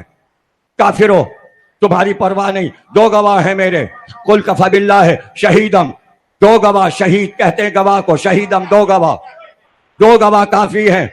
تم کیا گواہی دو گے؟ 2 گواہ کافی ہیں. حیرانی یہ تھی سب کو کہ علی تو نظر آ رہا ہے، وہ سمجھ گئے تھے کہ عالم کتاب یہی ہے، اسی کو کہا جا رہا ہے. لیکن اللہ کو تو وہ مان ہی نہیں رہے تھے. کہہ رہے تھے وہ تو نظر ہی نہیں آ رہا، ہم تمہارے اللہ کو کیسے مانے؟ تو علی تو نظر آ رہے تھے، علی کو تو دیکھ رہے تھے، علی کے جلال سے بھی ڈر رہے تھے. دوسرا گواہ تو دیکھ رہے تھے. اب علی ہی بتائے گا کہ اللہ ہے. نہج البلاغہ کے خطبے بتائیں گے اللہ ہے. کس طرح اللہ سمجھایا علی نے کہ دوسرا گواہ میں، پہلا گواہ اللہ. اب سوال یہ ہے اس آیت سے کیسے ثابت ہو جائے کہ یہ علی ہیں؟ میں نے کہا تھا قرآن سے ہی ثابت کرنا ہے. 114 سورہ قرآن میں ہیں، اس لیے 114 بسم اللہ الرحمن الرحیم ہونے چاہیے، لیکن 113 بسم اللہ الرحمن الرحیم. لیکن تعداد پوری ہونی چاہیے، اس لیے کہ سورہ توبہ پہ بسم اللہ نہیں ہے، 90 سورہ پر بسم اللہ الرحمن الرحیم نہیں. اس لیے سورہ نمل میں بسم اللہ سے شروع ہوا. اور جب سلیمان نے حدود کو خط دیا کہ جاؤ بلقیس کے پاس تو کہا لکھو بسم اللہ الرحمن الرحیم. اے ملکہ، اے ملکہ سبا، اگر تو نے دین کو قبول نہیں کیا ہم لشکر لے کر آئیں گے، تیرا ملک تہس نہس کر دیں گے. خط حدود لے کر گیا، بلقیس کے تخت پہ خط کو پھینک دیا. اب پیغامبر بن گیا. حدود دیکھا ہے، پتہ چل گیا کہ سلیمان کے ملک کی حد ہے. سلیمان کی ملک کی حد حدود جیسا پرندہ دیکھ لیتا ہے، لیکن ہم اور آپ علی کے ملک کی حد نہیں جانتے. اس لیے کہ علی کو ملک عظیم دیا گیا ہے. آئے اہل بیت تمہیں ملک عظیم دیا، حکمت دی، کتاب دی، حکمت دی اور ملک عظیم دیا. اور اس کے بعد کہا کب تک حسد کرو گے ان سے؟ تم جو ہمیں دینا تھا ہم نے دے دیا، تم حسد کرتے رہو گے ان سے، کب تک کرو گے حسد؟ اس کے معنی حسد آپ سے نہیں ہوا، حسد اہل بیت سے ہوا. وہی حسد اب تک آ رہا ہے. قرآن نے اعلان کر دیا حاسدین ہیں اہل بیت کے. کیوں جلے؟ دولت تھی، حکومت تھی. ملک عظیم کیا نظر آ گیا تھا؟ نہیں. وہ ملک عظیم جو اہل بیت کو ملا وہ یہاں نظر نہیں آئے گا، وہ محشر میں نظر آئے گا، وہ قیامت کے بعد نظر آئے گا. بلکہ قبر میں جاتے ہی جب دوسری دنیا میں جائیں گے تو اہل بیت کی حکومت کا پتہ چل جائے گا، سب کو پتہ چل جائے گا. بس قبر میں پہنچیے، وہ لوگ پہنچے. ہمارے بچے تو نوح کی عمر پائیں اور خضر کی عمر پائیں. ہاں جو اعتراض کرتے ہیں علی پر، وہ قبر میں دیکھیں گے کیا ہوا. کوئی کسی کے قبر کا حال نہیں جانتا، لیکن علی بتا تو گئے. آتے ہم سب کے پاس ہیں، دشمن کے پاس بھی آتے ہیں، دوست کے پاس بھی آتے ہیں. ہم ہی آ کے بتائیں گے یہ دشمن ہے اور یہ دوست ہے. دوست کو گلے لگاتے ہیں، دشمن کے لیے کہتے ہیں لے جاؤ اس کو وادی برہوت میں ڈال دو. اب آپ پوچھیں گے وادی برہوت کیا ہے؟ تو میں کیا کیا پڑھوں؟ وادی برود پہ پوری تقریر ہو تو میں بتاؤں وادی برود کیا ہے؟ 2 وادیاں ہیں، اللہ نے کہا ایک وادی السلام ہے، ایک وادی برود. جو علی والے ہیں ان کو وادی السلام میں بھیجا جاتا ہے، جو علی کے دشمن ہیں ان کو وادی برود میں. اب تم ہم سے پوچھو گے وادی السلام کہاں ہے اور وادی برود کہاں ہے؟ اگر وادی السلام بتا بھی دوں میں تمہیں کہ نجف میں ہے، سارے ولایت علی والوں کی روحیں وہاں جاتی ہیں، لیکن اگر پتہ لگانا چاہو گے برود کہاں ہے تو اس دنیا میں ڈھونڈ نہیں پاؤ گے، ہمارے علاوہ کوئی نہیں بتا سکتا. جب پوچھو گے تو بتا دیں یہ وادی برود کہاں ہے تو کیا سب چیز ایک دم سے بتا دیں؟ یعنی سارے اپنے راز میں تم کو دے دوں، پورا کتب خانہ یوں کھول کے تمہارے سامنے مینچولی کے میدان میں سجا دوں. یہ روایت ہے، یہ روایت ہے، یہ حدیث ہے، یہ روایت ہے، یہ حدیث ہے، میں یہی کرتا رہوں، یہی میرا اتنا کام ہے. بس میں تمہیں کتابیں دکھاتا رہوں. ارے بس کتابیں یہاں ہیں، ان کو اعتماد اس دماغ پر ہے، اس حافظے پر ہے، اس لیے یہ سب بیٹھے ہوئے ہیں. اگر ان کو کتابوں کی طلب ہوتی تو یہ کہتے پورا کتب خانہ یہاں لاؤ، ہم اٹھا کے لائیں گے. نہیں اطمینان ہے کہ جس کا ذکر ہو رہا ہے اس میں جھوٹ نہیں بولا جا سکتا، اس لیے کہ یہ صادقین کونوا مع صادقین، سچوں کے ساتھ ہو جاؤ. اور یہی صادق اور صدیق، اسی میں صدیقہ ہے، اسی میں صادقہ ہے، انہی مباہلے والوں میں، انہی چادر میں مہدی تک سب صادق سب صدیق. جو زہرا کی نسل میں بیٹی آئے وہ صدیقہ اور صادقہ ہے، اس لیے زینب کبریٰ کو بھی صدیقہ اور صادقہ کہتے. ہم اس اطمینان کے ساتھ بیٹھے ہوئے یہاں، تو اس لیے آیت نے کہا اب ہم کہاں آیت ڈھونڈے کہ قرآن سے ہی دلیل دے دیں. تو بھائی کیا ہوا؟ وہ حدود گیا، اس نے خط دیا. بلقیس نے اپنے سارے حکمرانوں کو بلایا جو حکمت والے تھے. کیا کہتے ہو؟ کہ اس سے ڈرنے کی ضرورت نہیں ہے، ہم اس کا مقابلہ کر لیں گے، ہمارا فوج بہت ہے. بلقیس نے کہا ایسی بات نہ کرو، اس کے خط کا لہجہ بتا رہا ہے کہ یہ سچا نبی ہے. ایمان لانا ضروری ہے، اور میں ایمان لائی اور میں کچھ تحفے بھیجتی ہوں اس کو. اب وہ تحفوں کو پہچان گیا تو تم خود پتہ لگا لو گے کہ وہ نبی ہے. اس نے کچھ سوالات بھیج دیے، اس نے ایک چھڑی بھیج دی کہ یہ بتائیے الٹا سیدھا کیا ہے، اس کا اوپری حصہ کون سا ہے، نچلا حصہ کون سا ہے، ایسا پانی دے دیجئے جو نہ آسمان سے برسا ہو نہ زمین سے نکلا ہو. سوال پہ سوالات. پھر گھوڑے والی سرکار کا ذکر آ گیا. حضرت سلیمان کے پاس 7,000 گھوڑے تھے کہ ان گھوڑوں کو دوڑاؤ اور پھر واپس لاؤ. یہ بھی قرآن میں قصہ لکھا ہوا ہے گھوڑوں کا. جب واپس آئے کہ ان کو پسینہ آ رہا ہے، یہ پسینہ نچوڑو اور اس کو شیشے میں بھرو. گھوڑوں کا پسینہ بلقیس کو بھیجو تو یہ پانی وہ ہے نہ آسمان سے برسا نہ زمین سے.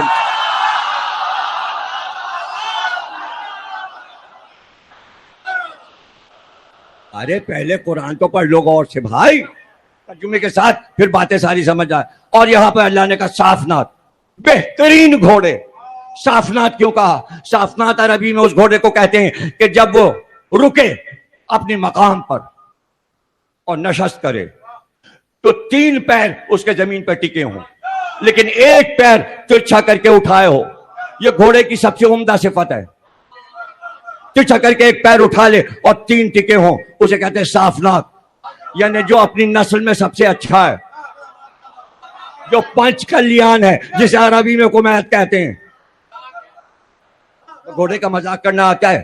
تفصیل بھی تو پڑھ لو. قرآن گھوڑوں پہ کتنی باتیں کر رہا ہے. اللہ کہہ رہا ہے شیطان سے لیا اپنے گھوڑے سوار لیا. اس کے پاس بھی گھوڑے سوار ہیں. اللہ کہہ رہا ہے میرے پاس بھی گھوڑے سوار ہیں.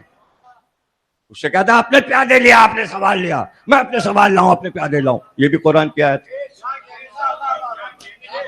ہے. یعنی اللہ پورا سورہ گھوڑے پہ اتار دیتا ہے، آپ گھوڑے کا مذاق اڑا رہے ہیں. ارے خدا کے لیے ذوالجناح کی دشمنی میں گھوڑے کا مذاق نہ اڑائیے، اس لیے کہ گھوڑے کی تعریف قرآن میں ہے. گھوڑے کے ساتھ بے ادبی نہ کیجیے، اللہ نے بہت احترام سے اس کا نام لیا. یہ سب جو ذوالجناح پہ جب تقریر ہوگی تو ساری باتیں ہوں گی. بلقیس نے کہا ہاں سچا نبی ہے، بالکل صحیح ہے. सुलेमान ने कहा छड़ी को ऊपर फेंको, ऊपर फेंका गया। कि जिस रुख से गिरती है वो हिस्सा भारी है, वही ऊपर का है। नोक जो है हल्की है, जो ऊपर है। भारी हिस्से से चीज गिरती है नीचे, का ये इसका वो हिस्सा है जो ऊपर रहता है पकड़ने के लिए, और निचला हिस्सा जो है छड़ी का ये है। सारी चीजें बता दी सुलेमान ने। उसने कहा आपको ईमान लाना है, चलो मेरा तख्त। चले सुलेमान की तरफ। खुद भागा हुआ आया। उसने कहा बिल्किस का तख्त आ रहा है। चल चुकी बिल्किस, वहां से चल चुकी। अब इनकी बेकरारी देखिए हजरत सुलेमान की। एक बार सारे दरबारियों को जमा किया। कुरान कहता है इफ्रीत जिन सबको बुलाया, सारी मखलूक को बुलाया, और एक बार ऐलान किया तख्त से बिल्किस आ रहा है। तुम में कौन है जो जल्दी से तख्त ले आए, जल्दी से तख्त ले आए। एक इफरीत बोला, कुरान में इफरीत बोला, जिन बोले हम ले आएंगे। सुलेमान ने कि कितनी देर में? कब? बस आपका दरबार बर्खास्त नहीं होगा, जो वक्त है आपके दरबार उससे पहले ही आ जाएगा।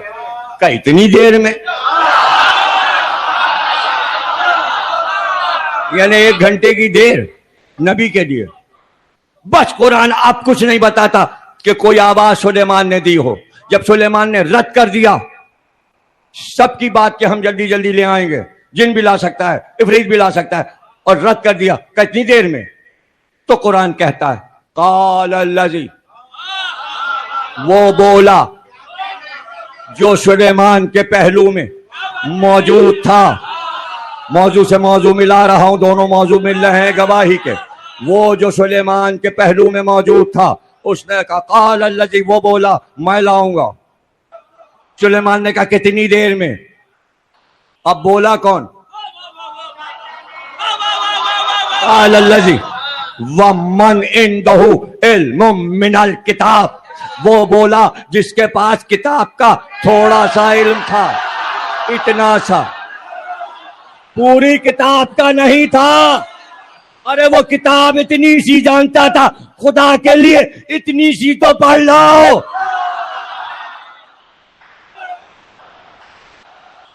वो बोला जिसके पास किताब का मिनल मिन थोड़ा सा इल्म, और वहां क्या है? वमन इंदहु इल्मुल किताब, बीच में मिन का लफ्ज नहीं है, पूरी किताब। और यहां सुलेमान से जो बात कर रहा है उसके पास थोड़ा सा। कितनी देर में? उसने कहा आपकी पलक नहीं झपकेगी, वक्त आ जाएगा। जिसके पास थोड़ा सा इल्म था, बस कहते हैं कि सुलेमान की पलक झपकी नहीं थी कि आंख के सामने बिल्किस का तख्त था। अब वो तो तफसीर में बहस हुई, कैसे आया? हवा पे आया? नहीं, हवा पे नहीं आया। मुफस्सिरीन ने कहा ज़ेरे जमीन लाए। अरे जो लाया पलक झपकते में। मुल्क कहां है? यमन, मुल्क के सबा, वहां से तख्त चला और दारुल हुकूमत सुलेमान में आया, और पलक झपकी नहीं और तख्त आ गया। लाने वाले तुझ पे मैं निसार, मंगाने वाले तुझ पे मैंने, तू है कौन? तू है कौन? तो वो बोला, उसने कहा तुम मुझे नहीं जानते, मैं इनका नबी का सगा चचाजाद भाई हूं। मेरा नाम आसिफ बिन बरकिया है, मैं इनका वजीर आजम हूं, मुल्क मैं चला रहा हूं। अगर मुल्क मैं ना चाह तो क्या नबी तख्त नहीं ला सकता? जितने भी काम होते हैं नबी अपने वजीर से कहता है मैं इसका वजीर हूं। अब हजरत सुलेमान से हाथ बांध के सामने खड़े हो गए। कहा आपने वजीर से तख्त क्यों मंगाया? अरे आप इशारा करते उड़ता हुआ आता या ज़ेरे जमीन आता, मोजिज़ा तो अल्लाह ने आपको दिया है। ये वजीर से क्यों कहा लाओ? तो हजरत सुलेमान ने कहा मैं दुनिया को बताना चाहता था जब वजीर ऐसा है तो नबी कैसा।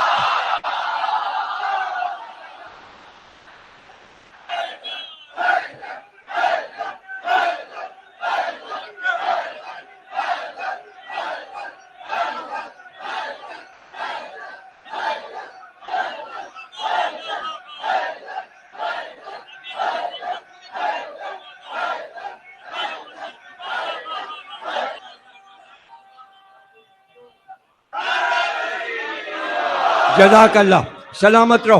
عمر دراز و خضر عمر پاؤ, گھر تمہارے آباد رہے, اللہ رزق میں بلندی عطا فرمائے. دو بھائی دعوت ذوالعشیرہ سے, دو بھائی چلے, دو بھائی چلے, ہجرت 13 سال مکے میں گزرے, دو بھائی ہجرت, دو بھائی مدینے میں. سب نے کہا چلیے, کہا نہیں آئیں گے, شہر میں نہیں جائیں گے جب تک میرا بھائی نہ آ جائے. علی کا انتظار کیا, جب علی آ گئے تب مدینے میں داخل ہوئے. دو بھائی, دو نے مل کر مسجد نبوی بنائی. دو بھائی بدر میں, دو بھائی احد میں, دو بھائی. بھائی نے بھائی کو نہیں چھوڑا, دنیا چھوڑ دے, بھائی بھائی کو نہیں چھوڑتا. خندق میں دو بھائی, خیبر میں دو بھائی, حنین میں دو بھائی, فتح مکہ میں دو بھائی, فتح مکہ میں دو بھائی, وقت وفات دو بھائی. ایک بھائی جا رہا ہے, دوسرا بیٹھا ہوا. میں سب سے آخر میں جدا ہوا, سب سے آخر میں میں نے الوداع کہا, قبر میں میں اترا. دو بھائی. گنبد خضرا کی زیارت جب کرنا یاد رکھنا دفن کس نے کیا ہے, قبر کس نے بنائی ہے. کیونکہ علی کی بنائی ہے, اس لیے علی کی بنائی چیز کو مٹا نہیں سکتا. اور رہ گیا یہ کہ زہرا کی قبر وہ راز ہے, تمہیں پتہ ہی نہیں کہاں ہے. اس نے کہ 40 بنائی تھی, زہرا نے کہا تھا چھپا دینا قبر. اب تم جس کو بھی سمجھ لو, مٹی کا ڈھیر جہاں بھی ہو مٹا دو. فاطمہ بنت اسد کی قبر کو تم نے سمجھ لیا علی کی ماں کی قبر کو سمجھ لیا. فاطمہ یہ بھی فاطمہ وہ بھی, وہیں کہیں ہے, مسجد نبوی میں کہیں ہے, رسول کی قبر کے پاس کہیں ہے, حجرہ زہرا میں کہیں ہے, جنت البقیع میں کہیں ہے. راج الہی زہرا تھیں, قبر کیسے آشکار ہو جائے گی اور کیسے زیر آسمان آ جائے گی؟ سعودیوں کا ہاتھ لگ جائے گا ان کی قبر میں. حفاظت کے لیے حسن, زین العابدین, امام محمد باقر, امام جعفر صادق وہاں پر سکہ جمایا ہوا ہے. ہاں ہماری قبر گرا دو تو کیا ہم قبر میں ہیں؟ ہم عرش پر ہیں. یہ تو نشان ہے, جو آتے ہیں یہاں سے رابطہ کرتے ہیں. ہم نے طے کیا ہوا ہے کہ جو یہاں آئے گا اسی سے بات کریں گے اور پھر اس سے باتیں ہوں گی. زیارت کے معنی ہے باتیں کرنا, آپس میں بیٹھ کر باتیں کرنا. تو جہاں چاہتے ہیں ائمہ اپنے پاس بلا لیتے ہیں اور باتیں کرتے ہیں. اب آپ کے سمجھ میں یہ معجزے نہیں آئیں گے, بی بی سے آپ بات نہیں کر سکتے. ہاں شہزادی دعائیں دیتی ہیں آپ کو. دو بھائی, مسجد بن کے تیار ہوئی. آپ نے کہا آج ہم سب کو سب کا بھائی بناتے, تم اس کا بھائی, تم اس کے بھائی, تم سب کا نام لیتے کہ تم اس کے بھائی ہو, تم اس کے بھائی, تم اس کے بھائی, تم اس کا. میں نام کسی کا نہیں لے رہا ہوں, مجھے پتا ہے کون کس کا بھائی بنایا گیا. تم دونوں ایک دوسرے کی مدد کرتے رہنا, تم بھائی. دور دیکھا علی مسجد کے دروازے پہ سر جھکائے کھڑے تھے. وہیں سے آواز دی, علی یہاں میرے پاس آؤ. علی قریب آئے, کہا کیوں اتنے اداس کیوں؟ یا رسول اللہ سب کو سب کا بھائی بنا دیا, اب تو سب بھائی بھائی بن گئے, میں اکیلا رہ گیا. کہ تمہیں اپنے لیے رکھا ہے, تم میرے بھائی میں تمہارا بھائی. ارے بھائی تو ہے ہی ہے, لیکن جو مسلمانوں میں یہ صیغہ پڑھا گیا بھائی بھائی کا, اس میں بھی رسول اللہ نے علی ہی کو بھائی بنایا, کسی اور کو رسول اللہ نے بھائی نہیں بنایا. اس لیے کوئی نہیں کہہ سکتا رسول اللہ ہمارے بھائی ہیں. دنیا میں صرف علی کہہ سکتے ہیں رسول اللہ میرے بھائی ہیں, اور رسول اللہ علی کو اپنا بھائی کہہ سکتے ہیں, تم میرے بھائی. لیکن جب سب کو بھائی سے بھائی کو ملایا اور بھائی بھائی بنایا تو کہا تم اس کے بھائی, تم اس کے بھائی, تم اس کے بھائی. لیکن جب علی کو اپنا بھائی بنایا تو ایک جملہ اور بڑھا کے حدیث میں بیان کیا کہ تم میرے بھائی, میں تمہارا بھائی, دنیا میں بھی اور آخرت میں بھی. اب محشر میں پھر آئے دو بھائی, محشر میں پھر آئے دو بھائی, نبی اور علی ساتھ ساتھ, شفاعت کی منزل پر دو بھائی ساتھ آ رہے. تو دو بھائی اس گھرانے کی پہچان بن گئے, ایک حسن ایک حسین. اللہ نے فاطمہ اور علی کو بھی دو بھائی عطا کیا, ایسے دو بیٹے جو آپس میں بھائی بھائی ہیں. اللہ نے یہ نعمت زینب کو بھی دے دی, دو بیٹے بھائی بھائی, ایک اون ایک محمد. اب نام یوں لیا جاتا ہے جیسے ایک ہی نام ہو, اون و محمد. رات آتی بچے آ کے بیٹھ جاتے, ماں ہمیں بتائیے خیبر کی لڑائی کیسے ہوئی, وہاں بتائیے آپ کے بابا کیسے لڑے.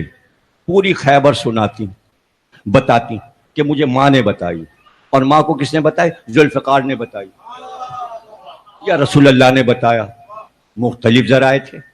فاطمہ کو بھی یاد تھا، پتا تھا کہ علی کس لڑائی میں کیا لڑے، تو بیٹیوں کو بتاتی تھی. زینب اور ام کلثوم کو. دونوں بہنیں شادی ہو کر 17 ہجری میں چچا کے گھر گئیں، جعفر طیار کے گھر. اور جعفر طیار کے بیٹے، ایک کی شادی عبداللہ ابن جعفر طیار سے ہوئی، دوسری کی شادی عون بن جعفر طیار سے ہوئی. یعنی دونوں بہنیں ایک ہی گھر میں دو بھائیوں کو بیاہ کر گئیں. ام کلثوم کا عقد ایک ہی ہوا، وہ کوئی اور ام کلثوم ہوگی جس کے بہت سے عقد تاریخ دکھاتی ہے، ہمیں نہیں پتا. عرب میں ایک نام کی بہت سی عورتیں ہوتی تھی، ہم اس کے ذمہ دار نہیں ہیں، ہم اس کے ذمہ دار نہیں ہیں، اور نہ ہم جواب دینے کے کوئی اس میں موقف میں ہیں. اس لیے کہ ہم کو یہ پتا ہے کہ رسول اللہ نے فرما دیا تھا، اے علی تمہاری تمام بیٹیاں سیدانیاں ہیں اور سیدوں میں جائیں گی. سید دو طرح کے ہیں، یاد رکھیے گا. ایک سید بنی ہاشم، سادات بنی ہاشم. ہاشم بھی سید تھے، عبد المطلب بھی سید تھے، ابو طالب بھی سید تھے، عبداللہ بھی سید تھے، رسول اللہ بھی سید تھے، اور علی بھی سید تھے. ایک سیادت یہ. لیکن سید السادات کا رتبہ فاطمہ زہرا کی اولاد کو ملا، کہ جس کا باپ بھی سید، ماں بھی سید. اس لیے حسن اور حسین بنی ہاشم کے سادات سے افضل ہو گئے. فرق یہ ہے، آپ کو پریشانی یہ ہو جاتی ہے کہ سید کی بیٹیاں غیروں میں چلی گئی. نہیں، غیروں میں نہیں گئی، سیدوں میں گئی. اب سید کی پہچان کیا؟ سوائق محرقہ، اہل سنت کی کتاب. کہتے رسول اللہ سے پوچھا گیا کہ سید کی پہچان کیا ہے؟ آپ نے کہا جو صدقہ نہ کھائے اسے سید کہتے ہیں، جو صدقے کھا رہے ہیں وہ سید نہیں ہے. اس لیے کہ رسول اللہ نے کہا سید پہ صدقہ حرام ہے. راوی نے کہا بتا تو دیجئے کس کس پہ صدقہ حرام ہے؟ کہ اولاد عقیل اور عقیل، جعفر طیار اور ان کی اولاد، علی اور ان کی اولاد، یہ سب سید ہیں، ان پہ صدقہ حرام ہے. اب سمجھ میں آیا کہ زینب کا شوہر بھی سید ہے، زہرا کا شوہر علی بھی سید ہے. یہ سید الانبیاء کی بیٹی ہیں، وہ سید الاوصیاء ہیں. وہ عرب کے سید اور سردار ابو طالب ہیں اور عبداللہ. اگر عبداللہ سید نہ ہو تو رسول اللہ سید کیسے بنیں گے؟ پہلے سید رسول اللہ ہے، تبھی تو بیٹی سیدانی ہوگی. بات سمجھ میں نہیں آتی. اور کیا رسول اللہ غیر سید میں اپنی بیٹی دے دیں گے؟ ارے غیر سیدوں کے رشتے آئے تھے، منع کر دیا. اللہ نے کہا سید میں بھیجو، سیدانی کی شادی سید سے ہوگی. جب زینب کے رشتے کی بات آئی تو علی نے کہا رسول اللہ فرما گئے سیدوں میں شادی ہوگی. تو پھر علی کی 19 بیٹیاں غیر سادات میں نہیں گئیں، سب بنی ہاشم کے سادات میں گئیں. اور علی کے جو 18 بیٹے تھے ان کی جو ازواج آئیں وہ عقیل اور جعفر کی بیٹیاں تھیں، ان کو بھی سیدانیاں ملی. سید اور سیدانی کا خاندان ہے یہ. آج آپ گلی گلی نکل جائیے، گھروں پہ تختیاں لگی ہوں گی، نام پوچھئے کیا ہیں آپ؟ میں فلانا. کون سے سید؟ زیدی. ماشاءاللہ تختی لگی ہے. آپ کون سے سید ہیں؟ باقری. کیا کہنا ماشاءاللہ. آپ کون سے سید ہیں؟ جعفری. اچھا ماشاءاللہ کیا کہنا. آپ کون سے سید ہیں؟ موسوی، کاظمی. ماشاءاللہ ماشاءاللہ. آپ کون سے سید ہیں؟ رضوی. آپ کون سے سید ہیں؟ تقوی. آپ کون سے سید ہیں؟ نقوی. لو بھائی نقوی کے بعد تو اب کوئی ہے ہی نہیں. نقوی پہ ختم. شروع کہاں سے ہوا؟ حسنی حسینی، علوی حسنی حسینی، علوی حسنی حسینی، علوی حسنی حسینی. اس کے بعد زیدی عابدی، اس کے بعد باقری جعفری کاظمی رضوی تقوی نقوی. ختم. اب سارے سید گھوم رہے ہیں. ہم تو سید ہیں، تختی لگی ہے، تختی لگی ہے، یہی ثبوت ہے. تختی سے ہم آپ کو سید مان لیں؟ آپ اپنے کو سید منوانے پہ مضر ہیں. آپ اپنی بیٹی غیر سید کو دینے کو تیار نہیں ہیں. آپ آج 1400 برس کے بعد سید ہو گئے. کیسے ہو گئے؟ شجرہ کہاں ہے؟ علی کا شجرہ سناؤں، علی کا شجرہ سناؤں، جعفر طیار کا شجرہ سناؤں، عقیل کا شجرہ سناؤں. یہ شجرے والے سید ہیں، بی بی زینب سیدانی ہیں، عبداللہ ابن جعفر سید ہیں، اون و محمد سید السادات ہیں۔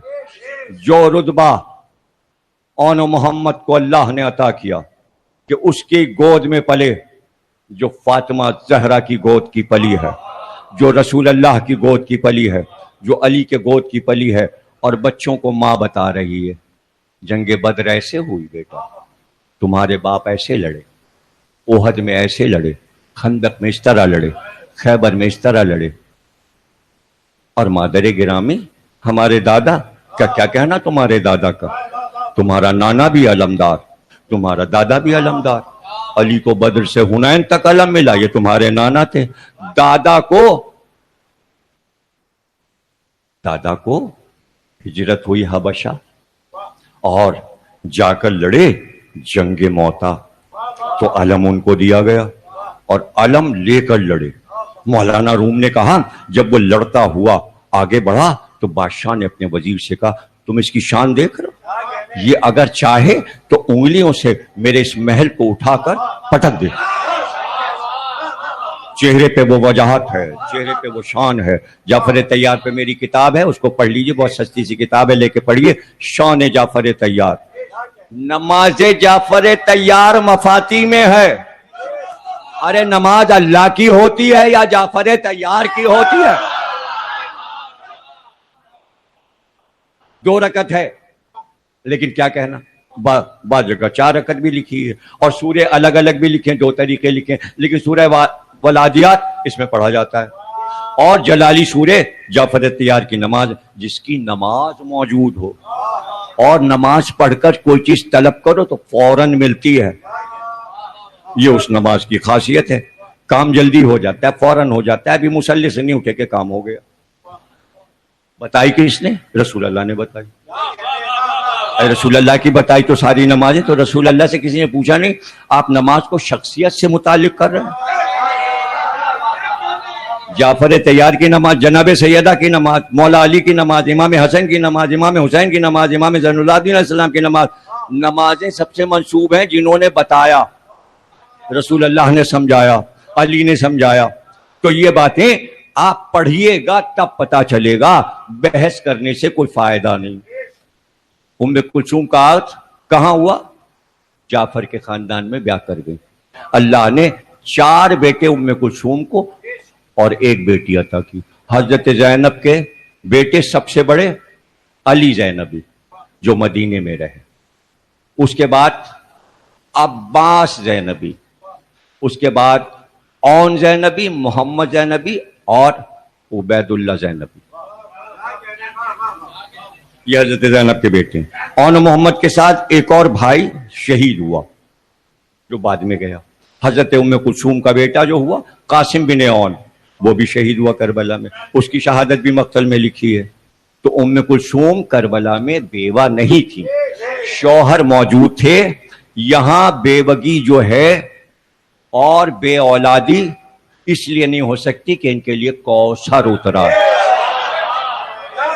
یہاں سیدانی جو ہے علی کی اولاد میں بانج نہیں ہو سکتی، اس لیے کبھی اپنی زبان سے یہ لفظ نہ نکالیے گا، بلکہ کہیے گا سہاگن تھی۔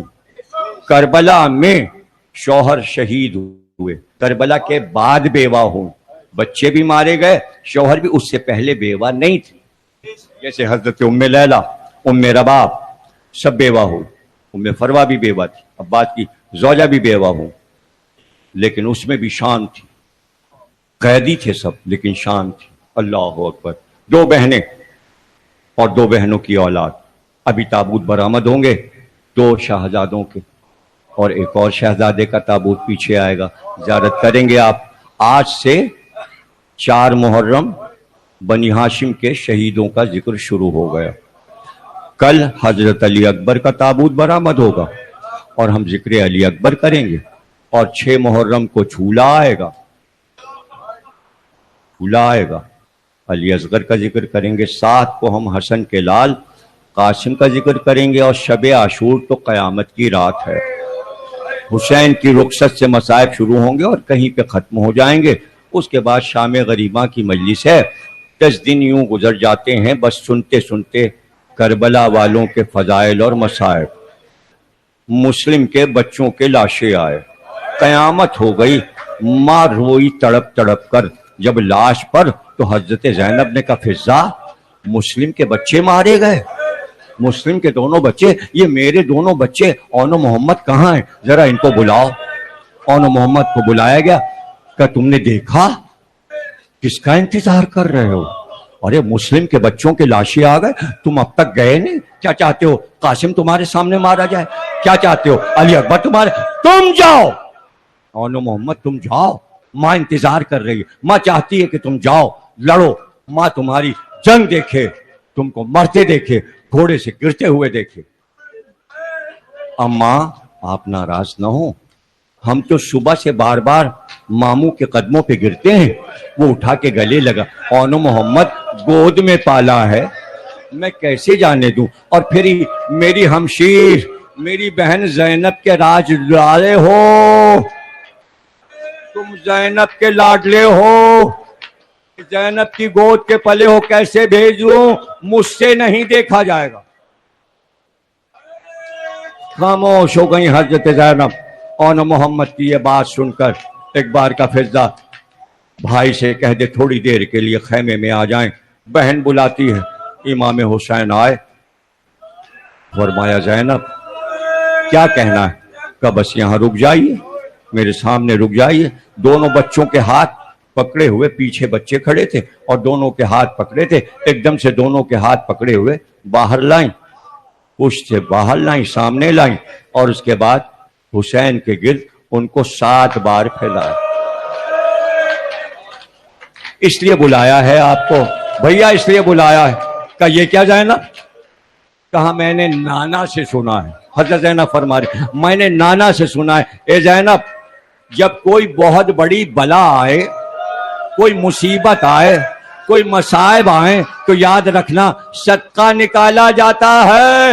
اے بھیا, آج کربلا میں آپ پر مصائب آئے ہوئے ہیں, میں نے نانا کے کہنے کے مطابق آپ کا صدقہ نکال دیا. اون و محمد جاؤ. کہا زینب تیروں کی بارش ہے, تلواریں چل رہی ہیں, قیامت کی جنگ ہو رہی ہے, اس میں ننھے ننھے بچوں کو بھیجو گی؟ کہ اب تو صدقہ نکال دیا. اور میں نے یہ بھی سنا ہے ماں سے, جب صدقہ نکال دیتے ہیں صدقہ گھر میں نہیں رکھتے, اس لیے انہیں باہر لے جائیے. اون و محمد کو باہر لے جائیے. ایک بار اون و محمد باہر آئے. حسین نے کہا بھائی میرے بھانجے جا رہے ہیں, ایک کا گھوڑا عباس لائے, ایک کا گھوڑا علی اکبر لائے. ایک کو عباس نے سوار کیا, ایک کو علی اکبر نے سوار کیا. حسین نے رو رو کے دونوں کو الوداع کہا. اے دل برانے جعفر تیار الوداع, اے دل برانے جعفر تیار الوداع. دونوں بھائی چلے میدان جنگ میں آئے. بھائی نے بھائی کو دیکھا, کہا آج جعفر کی لڑائی دکھا دو, آج حیدر کی لڑائی دکھا دو. ایک کی شان سے ہم لڑے, ایک کی شان سے تم لڑو. ادھر تم حملہ کرو, ادھر ہم حملہ کریں.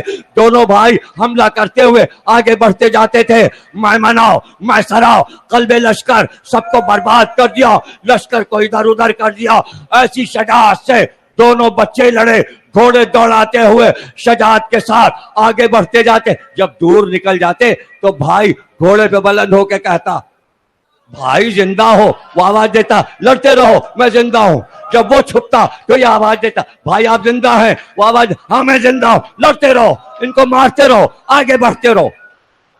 ہو گئی تقریر, ختم ہو گئے. آخری جملے کچھ دیر کے بعد دونوں بچوں کی آواز آئی, ماموں جان آپ پر آخری سلام. حسین چلے, ساتھ میں عباس, ایک طرف علی اکبر. جب لاشوں پر پہنچے تو حسین کو زحمت نہیں دی گئی. ایک کا لاشا عباس نے اٹھایا, ایک کا لاشا علی اکبر نے اٹھایا. دونوں کے لاشیں خیمے گاہ میں آئے. زینب نے دیکھا کہ بچوں کے لاش, اتنا کا علی اکبر تم نے لاش اٹھائی ہے, ارے خون میں نہا گئے, تم لاشا کیوں لا؟ علی اکبر رونے لگے.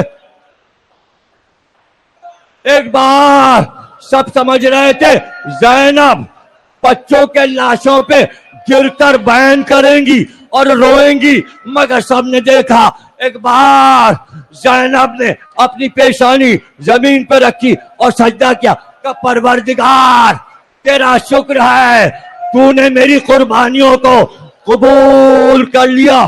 और उसके बाद सजदे से उठी, जब सजदे से सर उठाया तो बस इतना कहा, ओनो मोहम्मद मैं तो समझती थी मेरा जनाजा उठाओगे, लेकिन माँ तो कफन भी नहीं दे